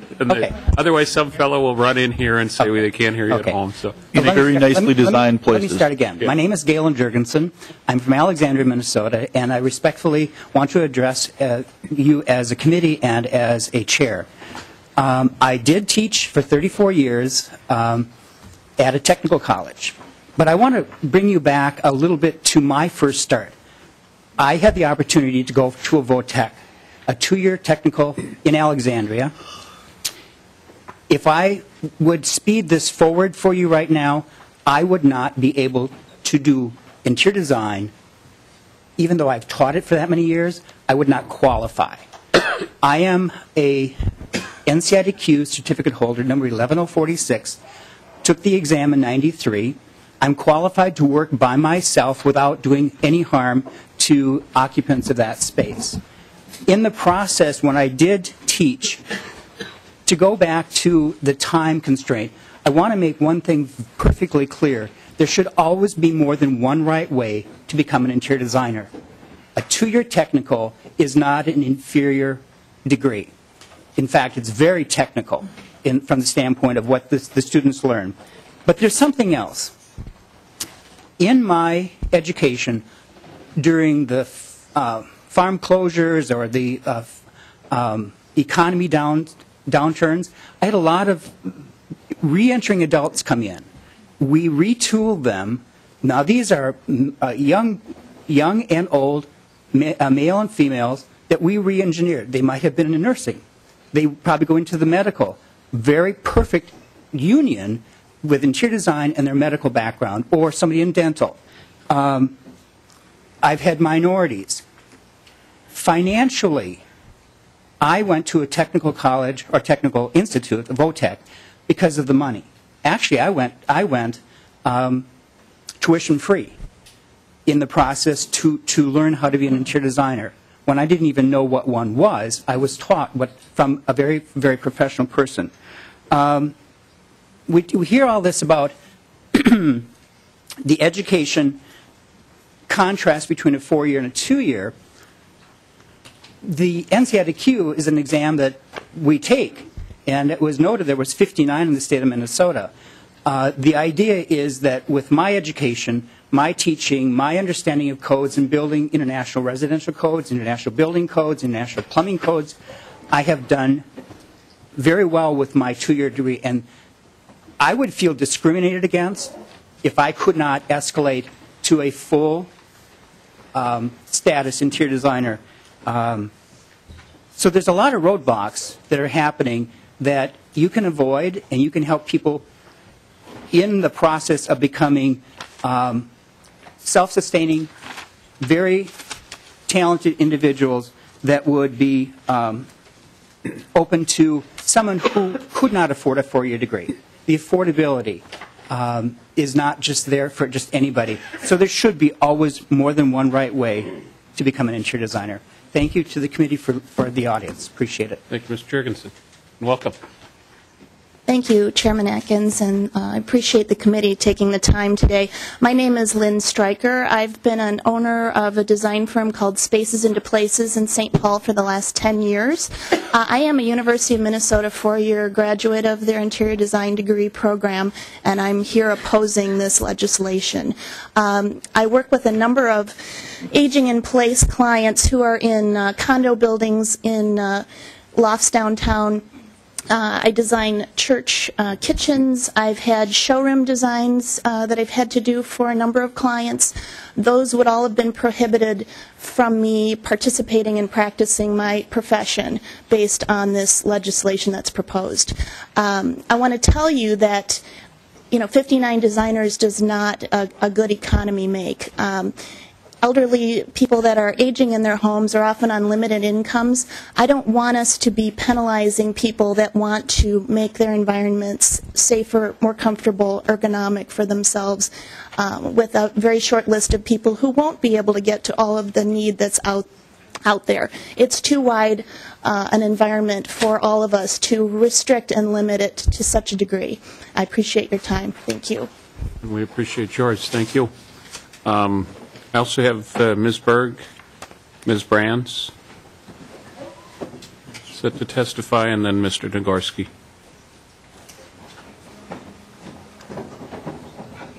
Welcome. Thank you. Thank you, Chairman and committee members, for letting me talk today. I'm Caitlin Brands. I am a second-year student at Alexandria Technical and Community College. We will be graduating this upcoming May, and we will have to be looking towards internships, and then hopefully those will lead into jobs. So you've heard my story back at the last hearing. I also spoke, so I won't reiterate all of that, but you may hear it, so please be patient if you do hear it again. For my program, this year we have 3 students total that transferred from the CETA accredited 4-year program. We also have half of those 3, then there's half of our enrollment transferred from 4-year colleges.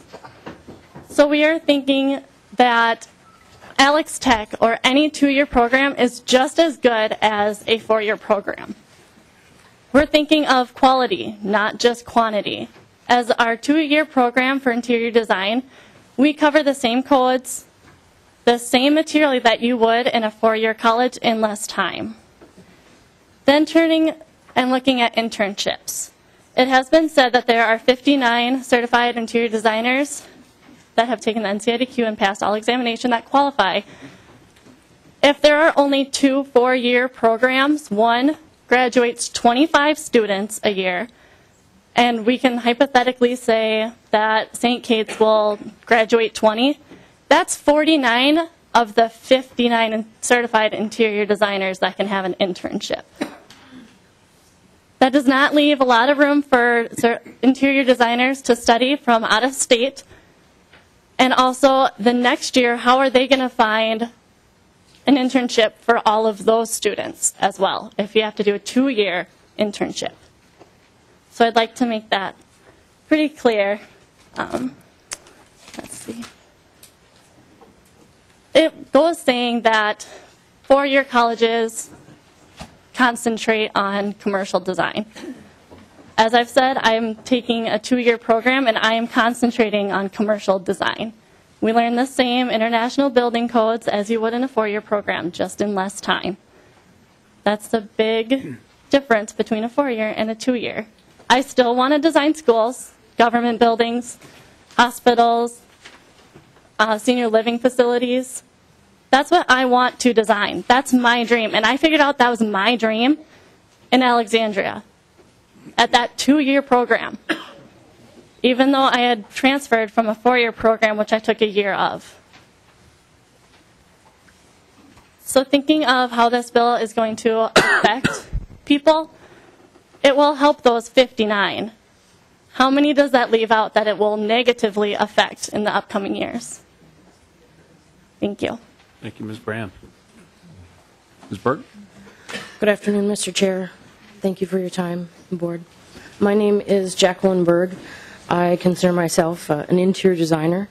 I have graduated from a 4-year college from Mankato State University and was given an opportunity through working my way up to work as a project manager for Wells Fargo, doing commercial design, building out spaces for buildings that they operate, whether it's production facilities, office spaces, and alike.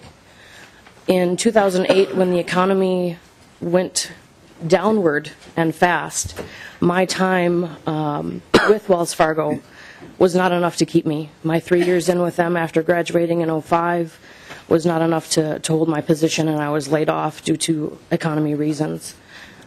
Since then, I have worked hard in my area to continue to stay in the interior design degree and that field. I feel that it is very valuable and that the codes and guidelines that already set and everything that I follow in that project management role as a commercial designer and project manager overseeing jobs, whether it was offices, production facilities, and so forth, stood the test of time. I always had what I needed to do through my education and architects and so forth and alike that already had that certification and helped me oversee projects. So I'd just like to stress to you today that that certification and alike, it's already there.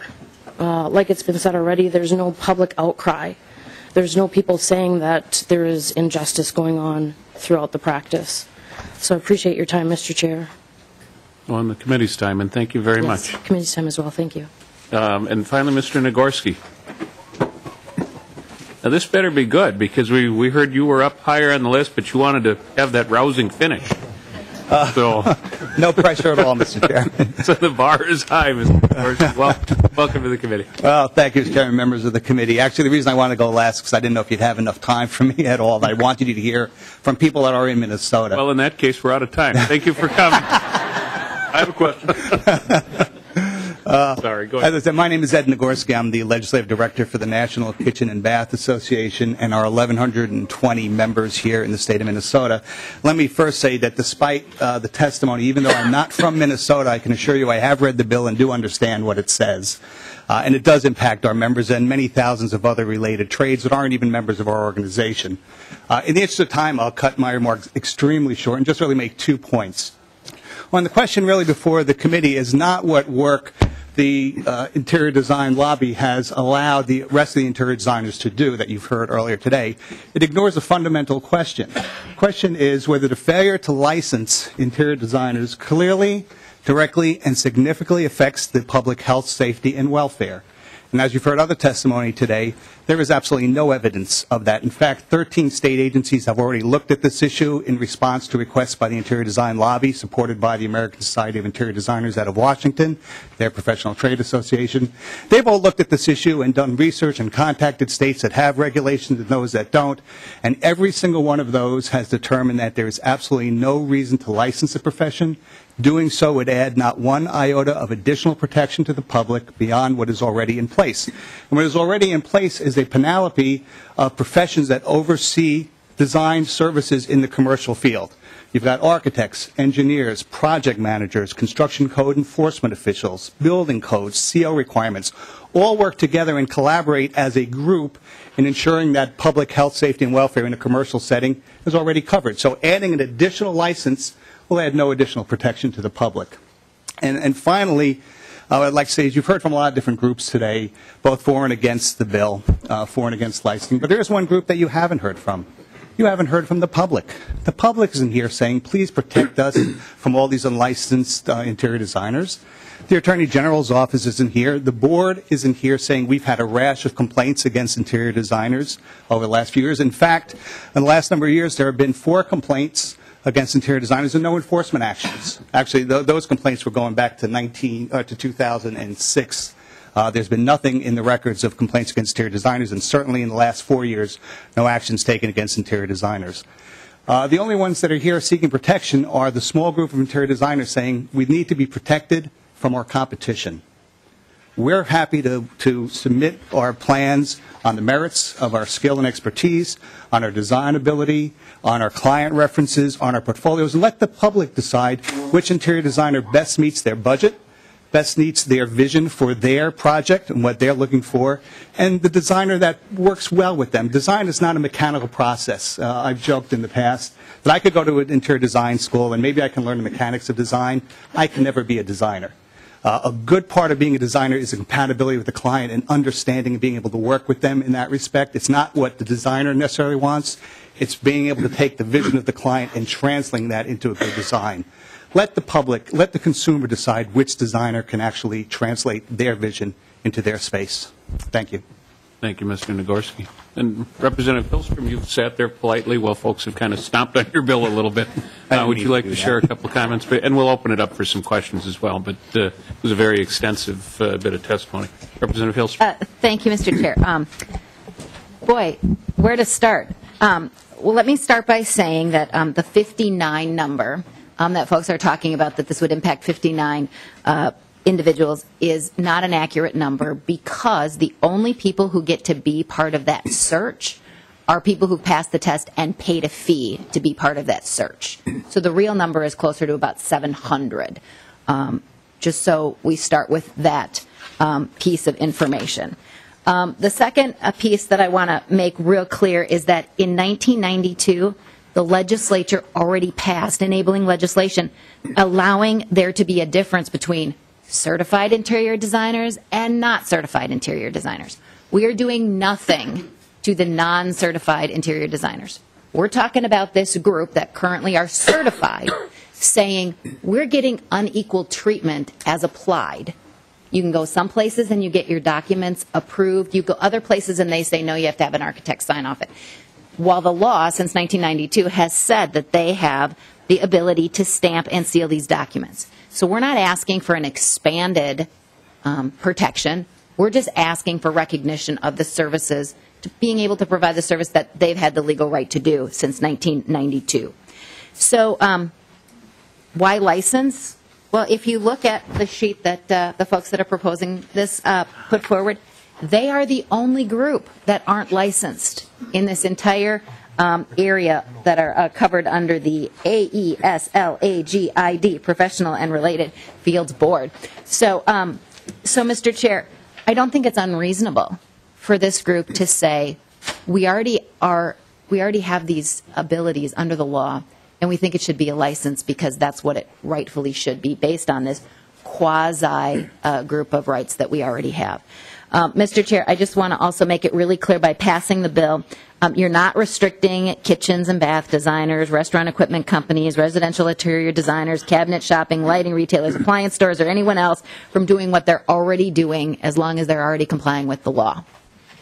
This is just recognizing the distinction that we've made in Minnesota since 1992 and making it a full license, which it should rightfully be.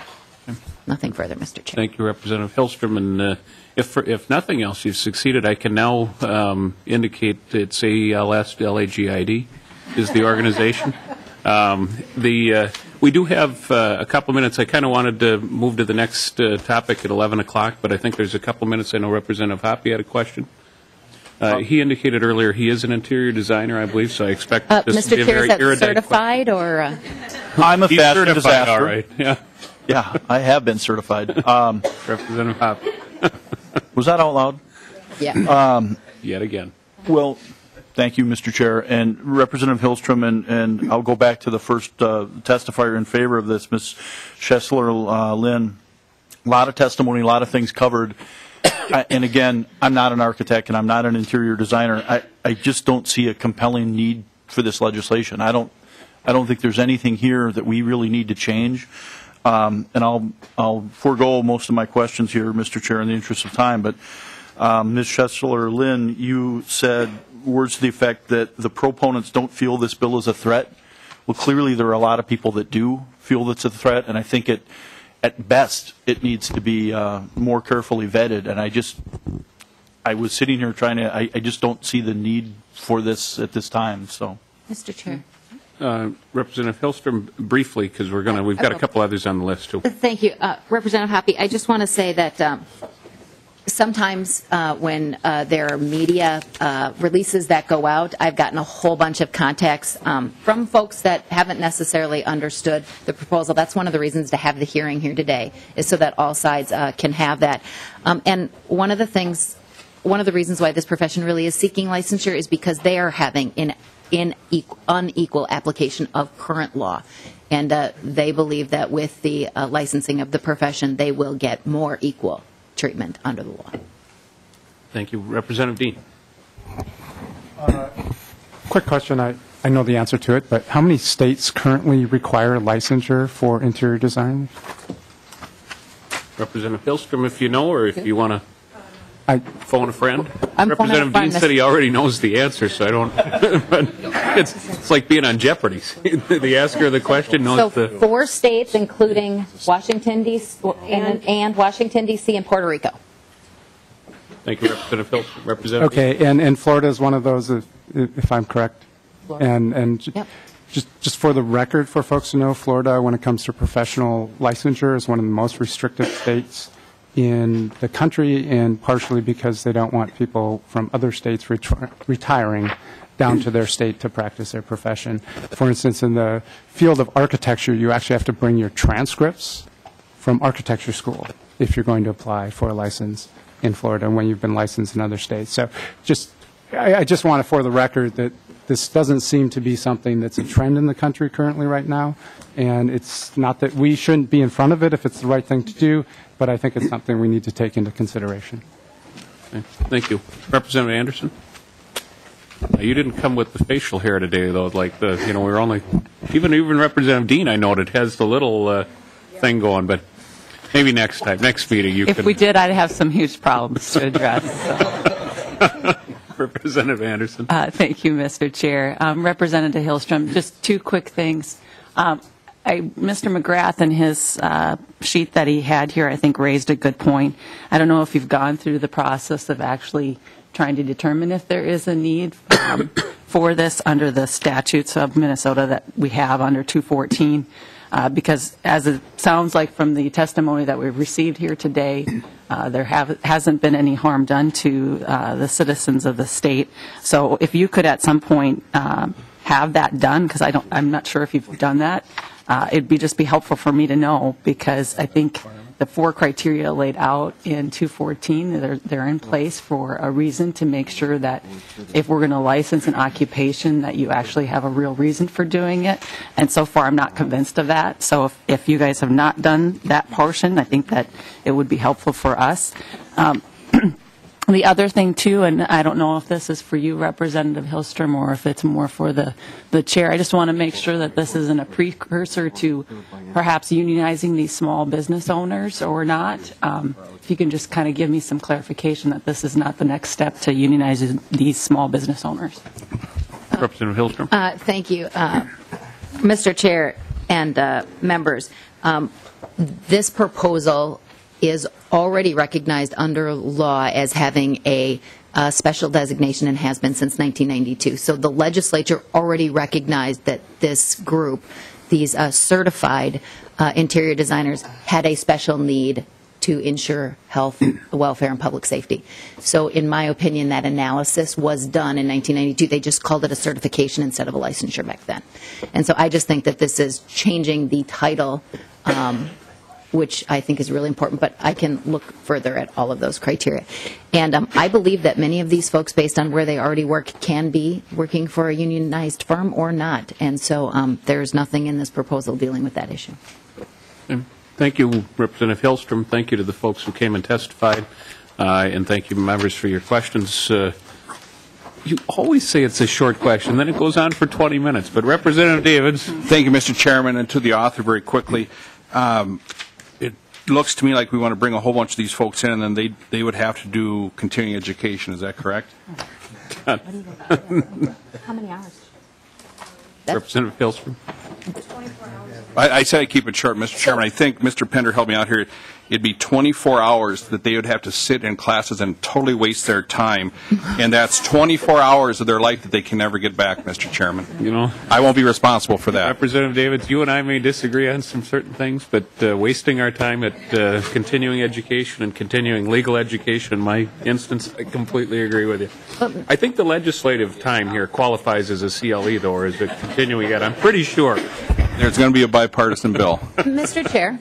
Representative Hillstrom. Thank you, Mr. Chair. If I could just do some clarification. Everybody else already has to do continuing legal education, and certified interior designers already have to do continuing education as well. Okay, thank you, Mr. Chairman, Representative Hillstrom. So they're already forced to waste 24 hours every 2 years. You're not going to, he's like a bulldog on that. You're not going to get him off that bone. So, this is an thank you, Representative Hillstrom, and thank you to everybody that joined us today. Next up is a discussion of STOLI and life insurance secondary markets. As folks are emptying the room, I'll give a little bit of Ms. Rowan and her testifiers could join us. For members, I think we had many of you here at the last time. We heard primarily from the folks on the other side of this issue. Hey, folks, shut up, will you? We're having a meeting here. If you can, that was for the thousands of people watching at home. That just try to keep it quiet as you exit the room. And thanks again for coming. Just for background on this STOLI/life insurance secondary or tertiary market issue. We heard predominantly last time from representatives of Fortress and proponents of the bill. This time we're going to hear primarily from the insurance industry folks represented by Ms. Rowan. Just so it's clear, I want to kind of like the foreshadowing I did with the lottery. Insofar as we're hearing this bill, I have zero intention of undoing the protections that we put in place on a bipartisan basis a couple of years ago with respect to stranger-originated life insurance and the ill effects of that. The only interest here would be if there's a surgical way to address the issue that's been raised by the proponents of the bill. I don't know if that's the case or not. I hope that we can hear about the bill and some possibilities from folks here to testify, and then ideally leave a little bit of time for members' questions if they have any. With that, Ms. Rowan, welcome back to the committee. It's nice to see you. Mr. Chairman, members of the committee, thank you. And you notice how the room clears out when we start talking about life insurance, not taking it personally. Well, most folks are watching on TV at home. We're going. It's nationally being broadcast because we knew it's on pay-per-view, as far as I know. It's ticking up right now as we start this, I'm sure. Mr. Chair, members of the committee, my name is Robin Rowan. I'm the Executive Director of the Minnesota Insurance and Financial Services Council, or MIFSI. MIFSI is a trade association that represents life insurance and financial service companies here in Minnesota. We have 65,000 jobs in this state, including the agents who distribute our products all over the state.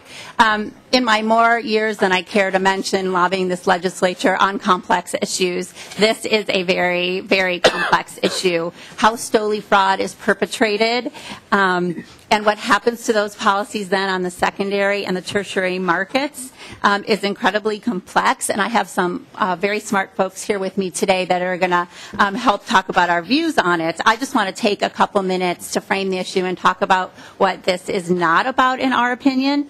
First and foremost, this is not about your grandmother's or your neighbor's or your cousin's life insurance policy. Life insurers in Minnesota paid 99.9% of claims in 2012. What this is about is a very sophisticated investor that purchased a book of suspect and likely STOLI policies for pennies on the premium dollar. To give you an idea of the size of the policies that we're actually talking about, the book of policies that's received the most attention it has a combined death benefit of $6.2 billion, and it's comprised of 980 policies. So if you do the math, which I generally don't like to do, that's about an average size of $6 million a policy. The average size of a life insurance policy in Minnesota, on the other hand, is $147,000. So this is not about your neighbor's life insurance policy. It's also not about the legitimate life settlement market.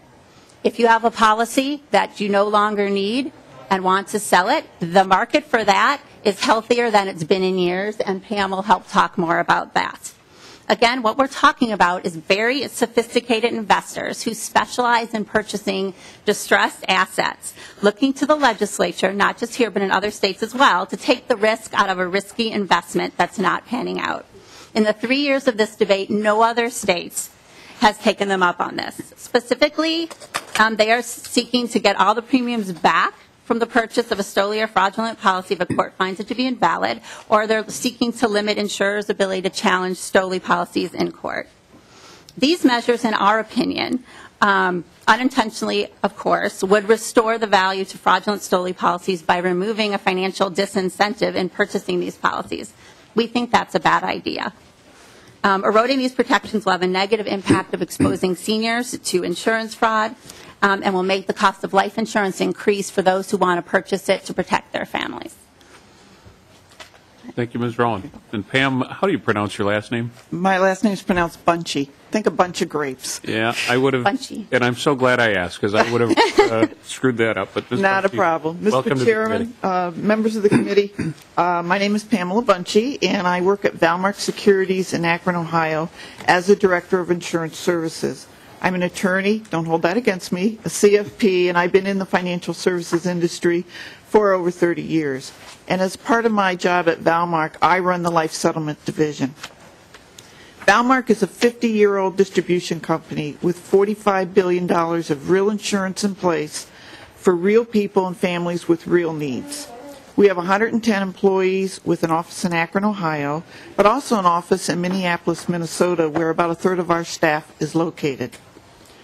As a life settlement broker, we're licensed in most of the regulated states, including Minnesota. We started our life settlement operation in 2004, and since that time, we've reviewed over 3,000 policies and sold 350 policies. I'm here today to tell you that the life settlement market has figured out how to spot STOLI policies, and I believe this legislation will hurt the secondary market, not help it. And for the first time in 4 years, the market is back. Please don't change the momentum that we have right now. So there's 3 points that I want to kind of hit on regarding this legislation. First off, it is easy to distinguish STOLI policies from legitimate seasoned policies. If I look at the policies that Valmark has sold over the last 9 or 10 years, you'll find A, there are absolutely no STOLI policies. When reviewing policies to determine the eligibility for the secondary market, the best analogy that I can give, it's like looking for a needle in a haystack. Legitimate seasoned policies are difficult to find, as you could see from our statistics at Valmark, and I think that they'd be consistent with all brokers. We sell just a little over 10% of the policies that actually come to our office to be evaluated. But when you look at our policies, there's no particular concentration in terms of policies based on the insured's age, the carriers, the death benefits, the age of the policy, the buying community, or the state of ownership. So what does that mean? One area that distinguishes seasoned policies from STOLI policies is the age of the policy when it's sold. The average age of the policies that Valmark sold, and that is from the date it was issued to the date that it's sold on the secondary market, is 9 to 10 years old. These policies that we're selling were originally sold for traditional needs, income replacement, business buy-sells, estate planning. And basically what happened, these needs changed over time, thereby prompting the sale of the policy. If you look at the portfolio from a hedge fund that is likely to contain what we refer to as STOLI policies, you're likely to see policies that when originally sold in the secondary market were 2 to 3 years old, and the second factor, they were premium financed. And many of these policies were originally taken out with the clear intention of selling them after they were issued to someone without insurable interest. At Valmark, we have never in our 9 or 10 years in this business sold a policy that is premium financed. And there's other statistics as well that are important, I think. At Valmark, we've sold our policies through 19 different buyers over the 10 years. There's never been a concentration of buyers. There's not a concentration in a particular state. When I started looking at our statistics, going back to 2008, for instance, we sold 21 policies. That doesn't seem like a lot, but they were from 9 different states. 2009, we sold policies in 11 different states. And if there's a concentration, there may be a few more in Ohio because that's where a lot of our advisors are located, frankly. Policies that are STOLI, owned by many of the hedge funds, tend to be clustered in states like Minnesota or South Dakota that are favorable to STOLI transactions, or that were favorable. And lastly, the carriers of the policies that we have sold represent probably most all the carriers that Valmark has represented on the life side: Lincoln, Hancock, Minnesota Life, Prudential, Transamerica. There is no concentration with any one carrier. So why is it easy to distinguish STOLI from legitimate policies? Well, if you compare our legitimate life settlement sales with those of hedge funds and other buyers of distressed portfolios, you'll find that their policies look more like the needle factory, not the needle in the haystack. The other thing is, our market today is probably more robust than it's been in 4 or 5 years. So why is it robust, and how is it robust? Well, interestingly, most of the so-called STOLI policies were sold into the secondary market probably from about 2005 to 2009. After that period of time, most states have adopted some form of regulation of the life settlement secondary market, including Minnesota, and they've either adopted the NCOIL version or the NAIC version, which basically means there's a 2 to 5 year waiting period before you can sell your policy. And one result of this regulation is that there's now full transparency in this transaction. Consumers are protected. Brokers and providers are properly regulated and licensed, and there is legitimacy to this transaction right now. Providers and buyers of policies today now do an incredible, in-depth due diligence of policies. So frankly, they're not buying STOLI policies. They know it. And their portfolios are filled with clean, seasoned policies. So what this means is that when we're selling a policy through a provider, they're buying a trust-owned policy in particular, they ask a lot of detailed questions regarding the trustees and the beneficiaries of the policy. If there's been any changes to the trustee since the date the policy was originally issued, they're going to ask for more detailed explanation. They're going to ask for documentation regarding all the changes that occurred, if there's any changes of ownership. And more importantly, they also ask, if it's a larger face policy, they ask for the net worth. When we're selling the policy, they're asking for the net worth of the insured now. We have to verify that that insured was worth $10 or $20 million to justify the issuance of the original coverage. Many also, so there's very little possibility right now that the insurer will challenge the payment of the death proceeds, or frankly, that they'll challenge the validity of the policy prior to death in order to have it declared void. The bottom line, we don't feel there's any need for this legislation at hand right now. Another reason is that if you look at during the heyday, as I like to call it, of STOLI, it was possible to buy a policy and then sell it literally within 2 years and still obtain a value in excess of the premiums paid or the cash surrender value. And this was really due to the fact that the life expectancies for life settlement purposes were aligned with life expectancies for issuing the insurance policy. Well, that's not the case anymore. Since 2008, most all of the life expectancy providers, as we call them, who issue these independent third-party life expectancies, they've changed their tables 2, 3, 4 times, increasing their life expectancies on average 40 to 50%. So frankly, it is almost impossible to buy a policy and then try to sell it within 2 or 3 years unless you've had a very significant change in health. In today's market, the policies being sold are legitimate and the economics make sense for everybody involved. So how's the market robust? Well, being in this business, today's market, for the first time in 4 years, it's a seller's market. What we've been seeing in the secondary market is a return of institutional money to buy legitimate policies. In fact, the buyers that I work with tell me there isn't a good supply of policies. The result is that policies that have the potential for sale are good policies. Those are the needles found in the haystacks. And they're getting multiple bids with a very robust auction process. And this translates into the value for the consumers are increasing.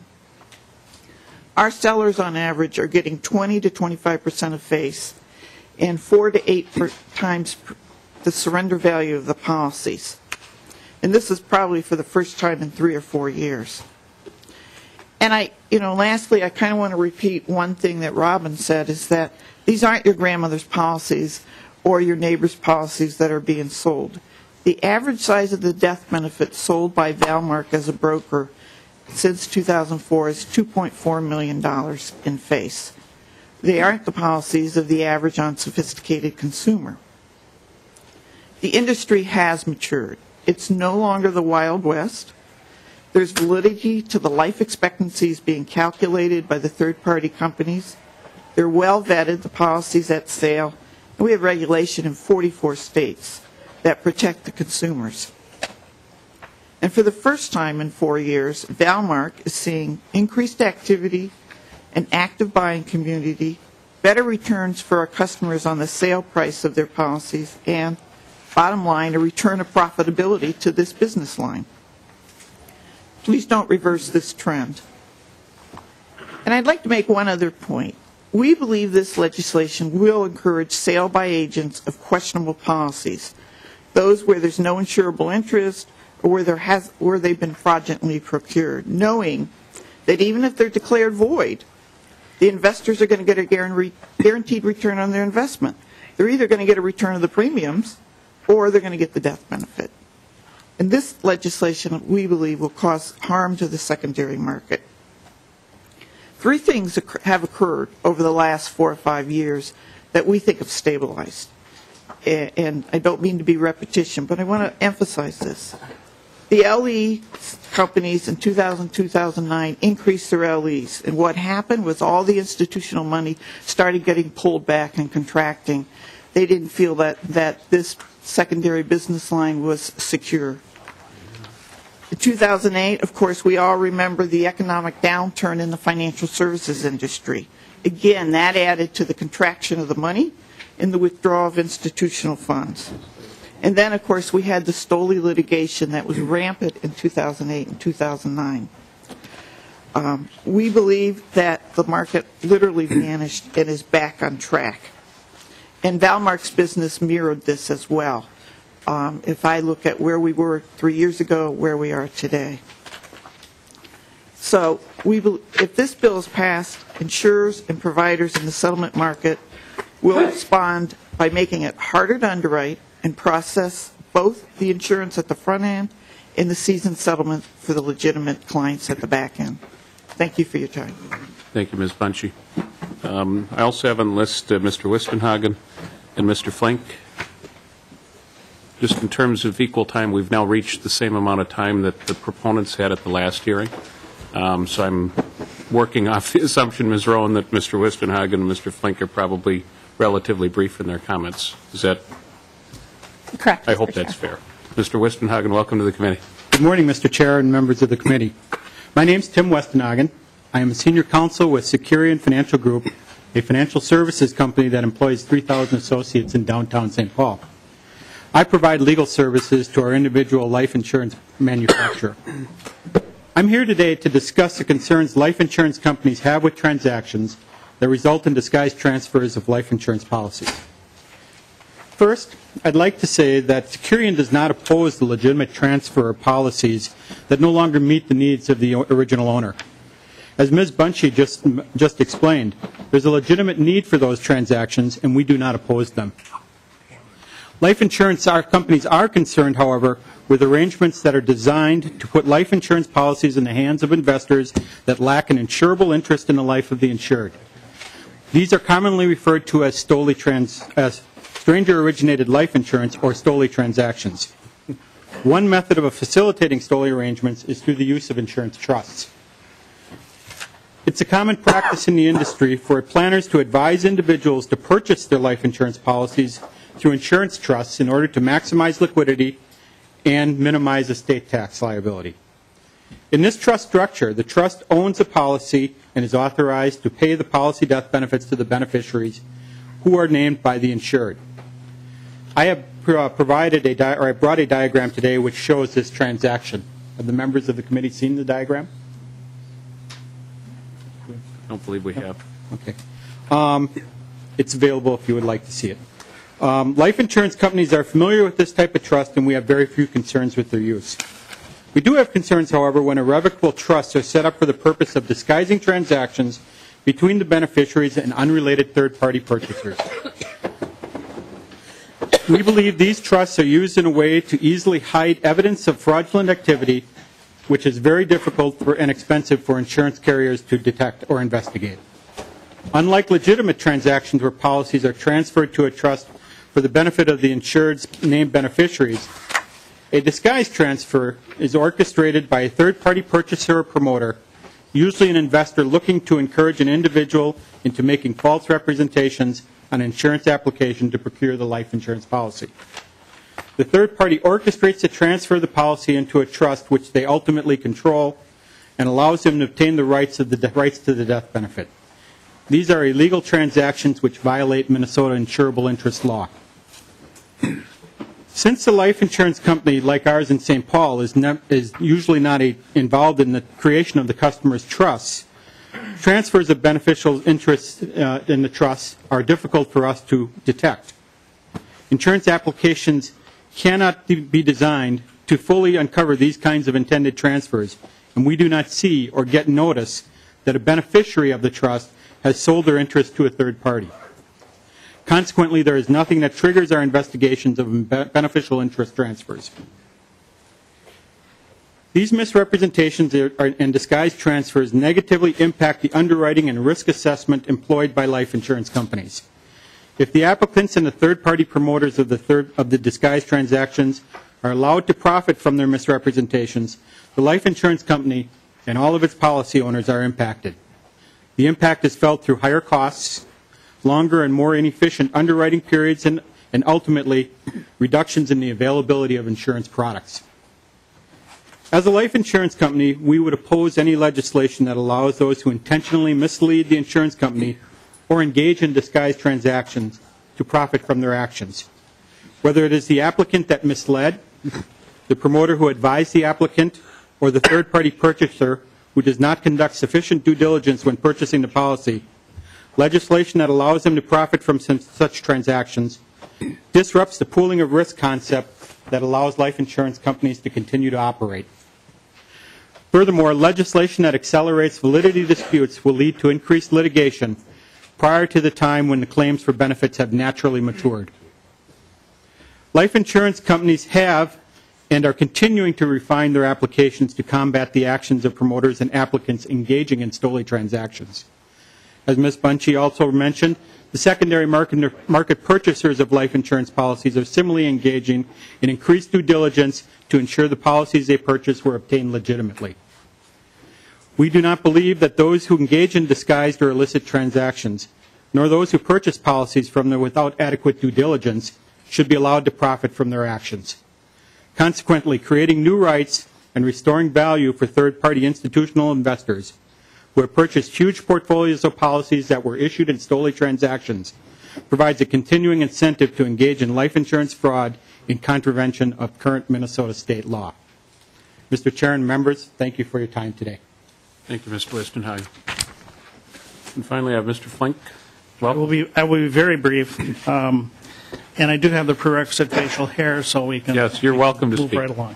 Thank you, Mr. Chair and members of the committee. My name is Doug Flink. I run a general agency over on the other side of the river that started here in St. Paul 153 years ago in 1860. We have about 150 agents and support staff that are primarily here in Minnesota. I'm here today to represent our professional association, NAIFA, Minnesota. NAIFA, Minnesota is the National Association of Insurance and Financial Advisors, and we are the Minnesota chapter. I'm a past president and continue to serve on the education and ethics committees on the state level. We have 1,400 members in Minnesota and about 45,000 members nationally. As agents, we place our highest values on integrity and ethical behavior. Our entire existence relies on a high level of public trust. We are against any fraud in any form, and those in our industry that would commit fraud. We feel that any attempt to weaken the provisions of the STOLI laws that we all sat and put together a few years ago would open new doors to fraud in our industry. We don't want new laws that excuse prior bad behavior by providing a pathway to legitimacy and profits from policies that are tainted by STOLI activities. The agents I represent seek to operate in an environment that promotes ethical behavior and discourages fraud. Please do not create additional loopholes to continue the STOLI scourge on my business. Thank you. And thank you, Mr. Flink. And then finally on the list, I have Mr. Carlson on behalf of Fortress Investment Group. And in this pay-per-view prize fight that we have going, you've got just under 5 minutes if we're going to have equal time between last hearing and this hearing, Mr. Carlson. Hopefully you can, and then obviously members will open it to questions. If members have questions or concerns, that's not going to count against anybody's time. I just wanted to make sure that we treated each side fairly. Mr. Carlson, welcome back. Thank you, Mr. Chairman and members. My name is Joel Carlson. I own a government affairs business here in St. Paul, and I'm here on behalf of Fortress Investment, and I appreciate both the opportunity that the committee has given us to talk about this issue, but I also appreciate the willingness of the insurance industry to sit down with us and a number of you on the committee to talk about what we can do with the problems that we face with a number of insurance policies. And let me say on the onset that I don't disagree with much of the testimony that you've heard so far. We do not want fraud in this market. We do not want to have STOLI policies. Investors do not want to buy them. Minnesota has one of the most restrictive laws in the nation to prevent stranger-originated life insurance, something I participated in 2007 and 2008, and that was to detect and prevent fraud. But I want to be clear on this point. Fraud at the inception of a policy has nothing to do with my client and the people I represent. That fraud at the inception of the policy that they're talking about has nothing to do with the issue that we're trying to bring to the legislature today. And the issue that we're asking you to review is what's lacking in Minnesota. What rights and remedies do valid policy holders have when there is a change of policy or when a benefit is payable? That is the issue that we're bringing to the legislature. We believe that systematic denials of policies that are owned by investors is bad for the secondary market, and that we lack a clear law in Minnesota on how to address this problem. And just so you know the type of policies that we're talking about and want you to focus on, the policies that we're talking about where we believe there are wrongful denials have long passed the 2-year contestability period in Minnesota. They have passed the 4-year period in Minnesota, the limitation on a sale of a life insurance policy. And, the policies that we have that are in question do not have a benefit that is yet payable. So the person who took out the policy, who signed that form, is still alive and can still answer questions about what they wanted the insurance for, and that is key to the remedies that we're asking you to consider. And as we've talked with insurers, and I'm going to just briefly talk about 4 potential solutions that we'd like you to look at, and I know some of them are more poison pills to the insurers than others. And you're going to do it in 90 seconds or less. That's right? all right. I'm going quick, Mr. Chairman. Mr. Chairman, first of all, we think you can clarify the existing STOLI law. Right now, you have to provide an affidavit or a statement when you sell your policy within 4 years. We think that you could remove that 4-year period. Make that statement and make that time at the change, any time the change is being made to a beneficiary. And let the insurance company do the investigation at that time. And once they change that beneficiary and they've done their investigation, then the investor knows that that has already taken place. And as the previous Ms. Bungie testified, it's easy to distinguish a STOLI policy. They know when they get that request, as required by our law in 660A0787, they know that to change that policy, they can do the investigation at that time. Change that 4-year limit and let them do that investigation at any time there's a change in beneficiary, and then the investor knows that the insurance company's investigated this and they're getting a good policy in the secondary market. We also think that changing the rules about contestability after the 4-year limitation, we're talking about policies where a premium has been paid on a policy that was issued by an insurance company. I've been paying it now 6, 7, 8 years, and now they want to come back and allege insurable interest at the time, at the inception of the policy. We think that that's wrong. We think you should look at changing that.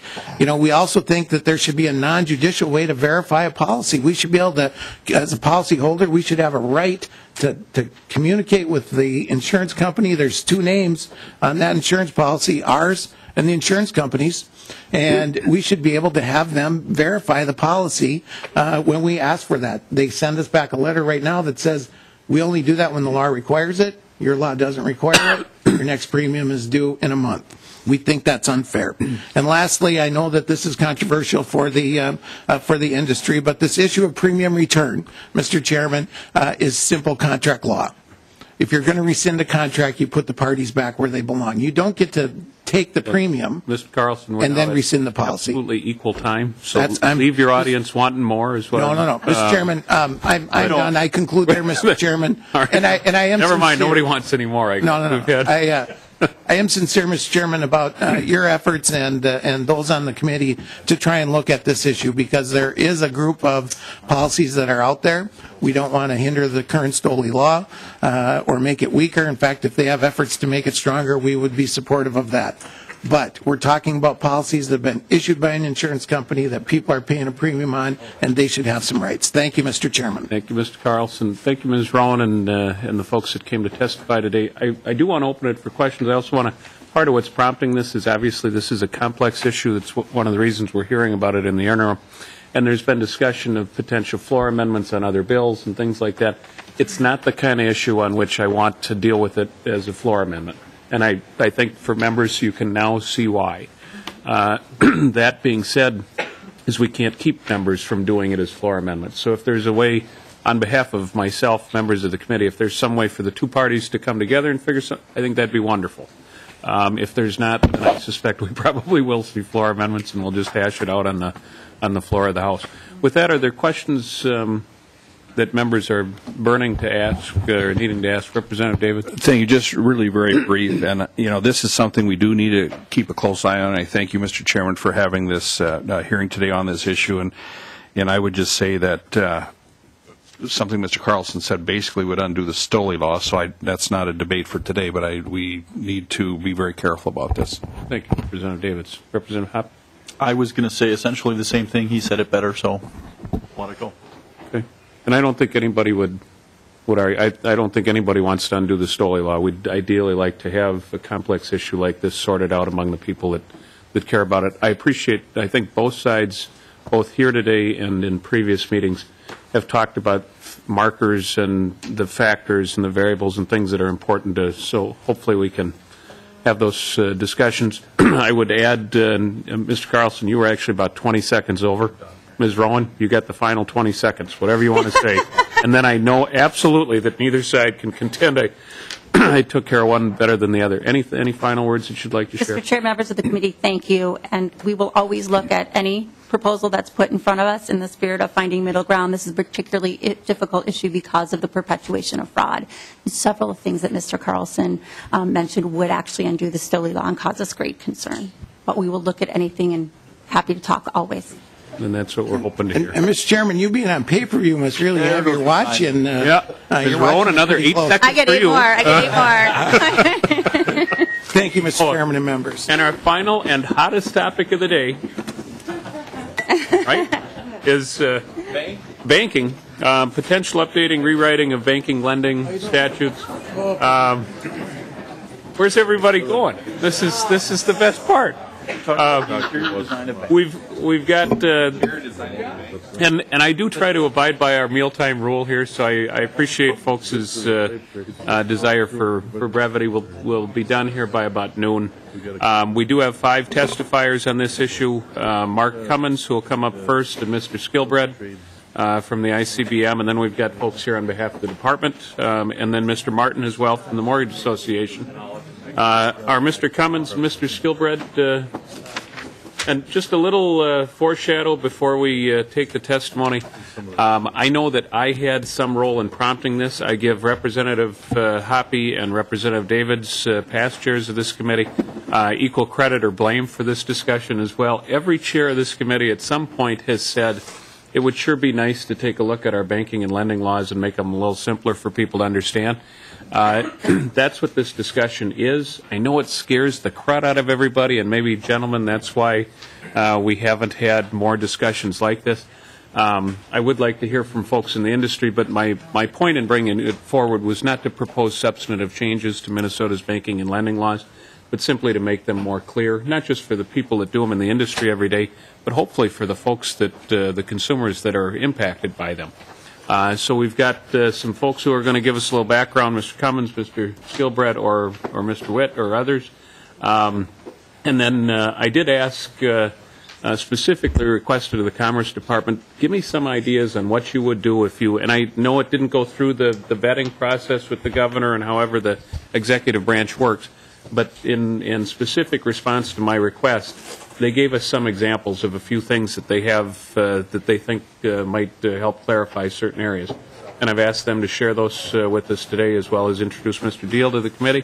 And with that, I'm going to stop talking. We now have folks. Sir, if you could just identify yourself and share your comments. Welcome back, by the way. Thank you, Mr. Chairman. My name is Mark Cummins. I'm President and CEO of the Minnesota Credit Union Network. The network represents Minnesota's 134 credit unions and their 1.6 million members. I appreciate the chairman and the Department of Commerce looking at ways that we can make updates and clarifications to our statutes and make them more understandable and easy to use. That said, the statute has served us well, and the banking statute, in which we also use as guidance, has done the same for us. The network has made some suggestions to Commerce that would improve or remove outdated and unnecessary language and reporting requirements from our statute. We appreciate the opportunity to keep the statute and update it, but we think that we can accomplish a lot with a simple tune-up rather than going out to buy a new car. That said, Mr. Chairman, that to be fair to the committee in brevity, glad to answer any questions or come back at the... And that's very well put, Mr. Cummins. I think everybody, I don't think I've heard anybody that wants to throw the car out, but a little tune-up is always an appropriate thing. So Was it buying the car or how we finance it? Yeah. Dun. Next up, is Mr. Skilbred here? Or Mr. Skilbred's representative? I'm just going from the list that my 6'6" committee administrator tells me to read. So, welcome back. It's nice to see you. Thank you, Mr. Chair, committee members. My name is Tess Rice. I'm General Counsel for the Minnesota Bankers Association. We represent about 400 banks in Minnesota, from the largest to the very smallest. We have always worked with the department in the past and with their bills, and they have cleaned things up in the past. I went through the statutes myself. There was 2 chapters I went through to see if I could find any low-hanging fruit to help out here, and I didn't find much. I think there are some small items that could be clarified without too much difficulty, but I was not able to find anything significant that wasn't needed. Entire statutes, I couldn't find anything that could be removed. I just want to point out that we in the banking industry are dealing with significant regulatory changes right now. The Dodd-Frank Act, many of those provisions, the thousands of pages, are effective in January. And so our industry is scrambling to keep up with those. So we certainly would ask that nothing significant be changed at this time. But we're very willing to work with any group. If you want to put together a task force or just want any input on changes, we're happy to help out in any way we can. Thank you, Ms. Rice. And then finally, up next, we've got Mr. Deal, the new Deputy Commissioner of Financial Institutions at the Department of Commerce, and Mr. Brickwitty, who I think all members on the committee are familiar with. Gentlemen, welcome. Mr. Chairman, for the record, Peter Brickwitty, Director of Government Affairs for the Commerce Department. I'll introduce our new Financial Institutions Deputy Commissioner, Shane Deal, and have him give a 60-second bio of who he is and his time at the department. Good morning, Chairman and committee members. Thank you for having me here today and recognizing that we're in a short time frame. I just wanted to more or less introduce myself. As you may know, I was appointed in May by Commissioner Rothman to the Deputy Commissioner of Financial Institutions within the Commerce Department. I come to the department with 20 years of financial institution experience and look forward to leading the department and working with this committee with any changes or discussions that we have as we move forward. Thank you. Thank you, Mr. Deal. And Mr. Brickwitty? Mr. Chairman, we take our homework assignment seriously, and so as you reached out, as previous chairs have done, to have us take a look at the statutes, as members know, this is an area that is highly complex, and so looking at the regulatory statutes, which are complex, is a natural thing. Much like many of the other types of entities that we regulate, come from insurance companies to utilities, many of the statutes are focused on the solvency and security of the financial institutions so that consumers have protections and confidence in the system that we have. I think the Commerce Department would be, as we've heard from previous testifiers, happy to participate in a process, works collaborative and work collaboratively with both members and then also stakeholders, both industry and other members of the public who are interested. We think that the goals of any such process should be to avoid contentiousness and any unintended consequences if we decide to go down that road. One previous example that may be informative to members in that area is work that was done, I think over 10 years ago now, around the incorporation of corporations, which was an effort that involved the Revisor's Office, the Secretary of State's office, as well as stakeholders in rewriting those chapters. So with regard to specific suggestions, we have a relatively modest list of for members to consider and for stakeholders to consider. I'm conscious of the Halloween being tomorrow, so I'm not trying to scare anybody with any of our suggestions. I think the 4 categories in which we were thinking about the assignment from you, Mr. Chairman, that we kind of bucket these suggestions into are around simplification, clarification, and technical issues, looking at whether or not there are any consumer protections in modernization. And then we also reached out to the revisor's office, and they suggested perhaps taking a look to see if there are other federal preemption issues. So within those areas, I've got very small suggestions of things that we think could fit into those categories for members to consider. So in the simplification area, one example of that could be in Chapter 48.21, moving restrictions on real estate holdings for banks from 7 years from the current level of 5. This is an issue that the department deals with on a fairly regular basis, requires applications from banks to the department, and such a change would allow banks more flexibility when they're making good faith efforts to dispose of their real estate holdings, but perhaps need more time to complete those transactions. In terms of the clarification technical corrections, I would highlight one in Chapter 118A. There's a contradiction within the law about whether or not credit unions are allowed to take public deposits. Certainly the intent of the legislature was that they could, but the law conflicts between the definition and the actual language of the statute in that section. So that's the type of thing that we would look at from a technical standpoint. The revisor's office indicated to us that, again, federal preemption might be an area where people, or a lens through which people could look at this project.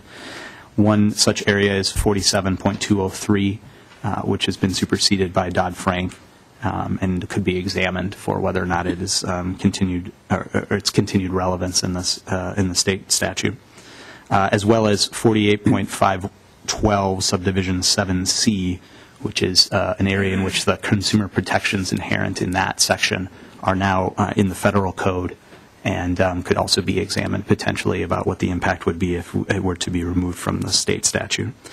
One broader area in terms of consumer protection and modernization, and it was interesting to be on the schedule with the folks from the lottery this morning, because this is a similar type of area that we would be interested in having some broader conversations with stakeholders about, is the area of ATM modernization. As a technology, ATMs, as many of you are aware, are becoming more interactive and offering more services to consumers. I know that the ATM closest to the Commerce Department in the Skyway in St. Paul, I can buy stamps and other things, I think even bus tickets out of at this point. And so as they become more interactive, the statute... Are there lottery tickets available at these? Mr. Chairman, not yet, but you could see where there might be some consumer protections needed in that area if that was to come into play. And so I think we would be interested in working with people to look at what other states are doing to modernize their state laws in terms of education and notification to consumers, requirements for property owners, and auditing requirements. But in the department's view, that should be done with an eye on preserving the consumer protections that are inherent in our current law while modernizing the statute to accommodate new technologies coming into the field.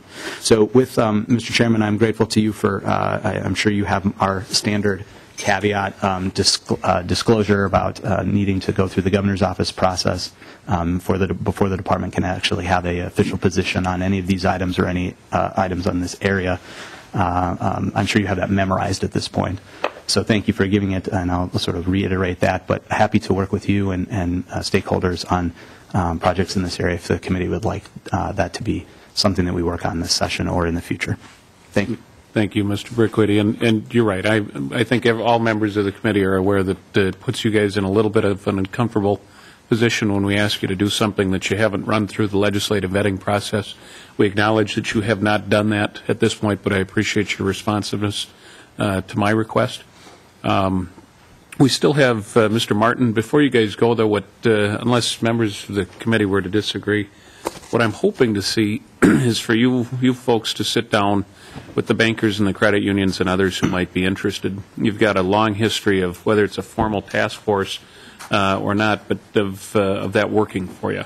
And we've evinced a desire by the credit union folks, the bankers, to be part of that discussion. If you guys are cool doing that, either if you want to make it formal, you can make it formal. Something informal is fine.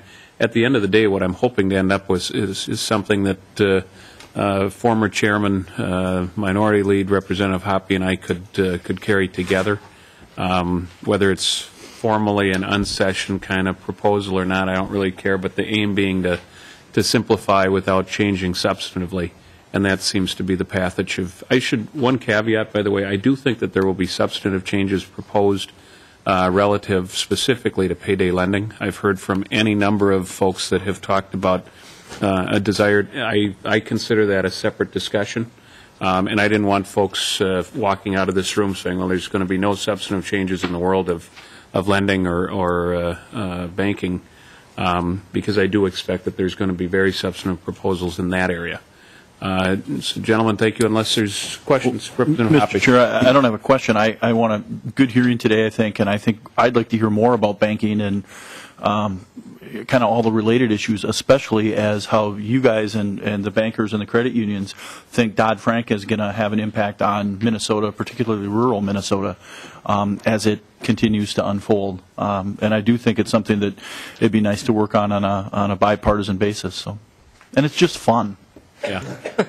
Yeah. I mean, that's why we left it for last. I mean, we wanted to have a rousing finish. I mean, so let's, Mr. Martin, are you still there? You are. You were over here for a while. Now this is you're the big wrap up. I mean, let's. You have fireworks or something that you're going to have with you at the. Mr. Chairman, last and hopefully fastest here, and Pat Martin with the Minnesota Mortgage Association. Ditto all of the talk about depreciation and cooperation and help and all of that sort of thing. But 30 seconds on a Minnesota housing update. Rates up a little, down a couple of basis points this week. Refinancings down. That's why you're seeing in the newspaper certain banks discharging employees. Housing starts and housing sales, sawtooth generally up, foreclosures down. So that's sort of a brief on the Minnesota housing market. As far as rewriting the laws are concerned, I don't have a proposal to review yet, so I'm not quite sure what I'm talking about, but that has never stopped me from testifying in the past. Thank you, Mr. Martin. And actually, we've got Mr. Skilbreth. I tried finding you earlier, Mr. Skilbreth. You must be the one with the fireworks, because you're going to be our final word today. Welcome back. Thank you, Mr. Chairman. David Skilbreth, Vice President of Government Relations with the Independent Community Bankers of Minnesota. I was wearing my invisible cape there. That's why you couldn't see. I'm getting ready for Halloween, you know. Mr. Chairman and members, I'd just like to say that with respect to the proposal before us to simplify without substantive changes except in one area or two perhaps, we'll be happy to work with the department and work with the committee to do that. There are likely some things that could be cleaned up, and probably most importantly to us would be whether or not the federal changes recently made conflict or comply or are ambiguous with what we have in our statutes right now. That'll be a very tough thing to determine. So if I provide any comment that might be helpful, it might be to just kind of go slow and make sure you have the right folks in the room. And one group that I think would be a good group to have in the room would be some representatives from the Minnesota State Bar. With that, I'll close. Thank you, Mr. I think, members, that's a pretty good sum up. We've took us 155 years to get to this point of banking and lending laws.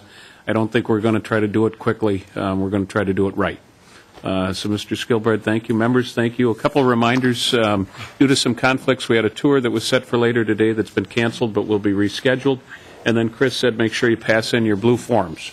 Representative Hoppe? Mr. Chair, I was thinking about this a minute ago when we were talking about banking, which I maybe is not getting into the banking details, maybe not the most excited. I would like to have another hearing on that. And I don't know what your thoughts are. You and I are on the MNsure Oversight Committee. Could we have a committee hearing kind of touching on MNsure, but how it's rolling rolling out around the state and things like that sometime in the near future, if that's acceptable to the chair. I mean, Actually, Representative Hoppe, you read my mind. I'm not sure of the timing. We're now getting into that holiday period where it becomes difficult to schedule anything. But I want to bring that back. We also talked, Mr. Quapic talked about, this was the original committee, I think, that the stadium bill came out of. And it might be nice for an update on that as well. So, folks, with that, unless there's anything else, we stand adjourned. Thank you. It's great to see everybody.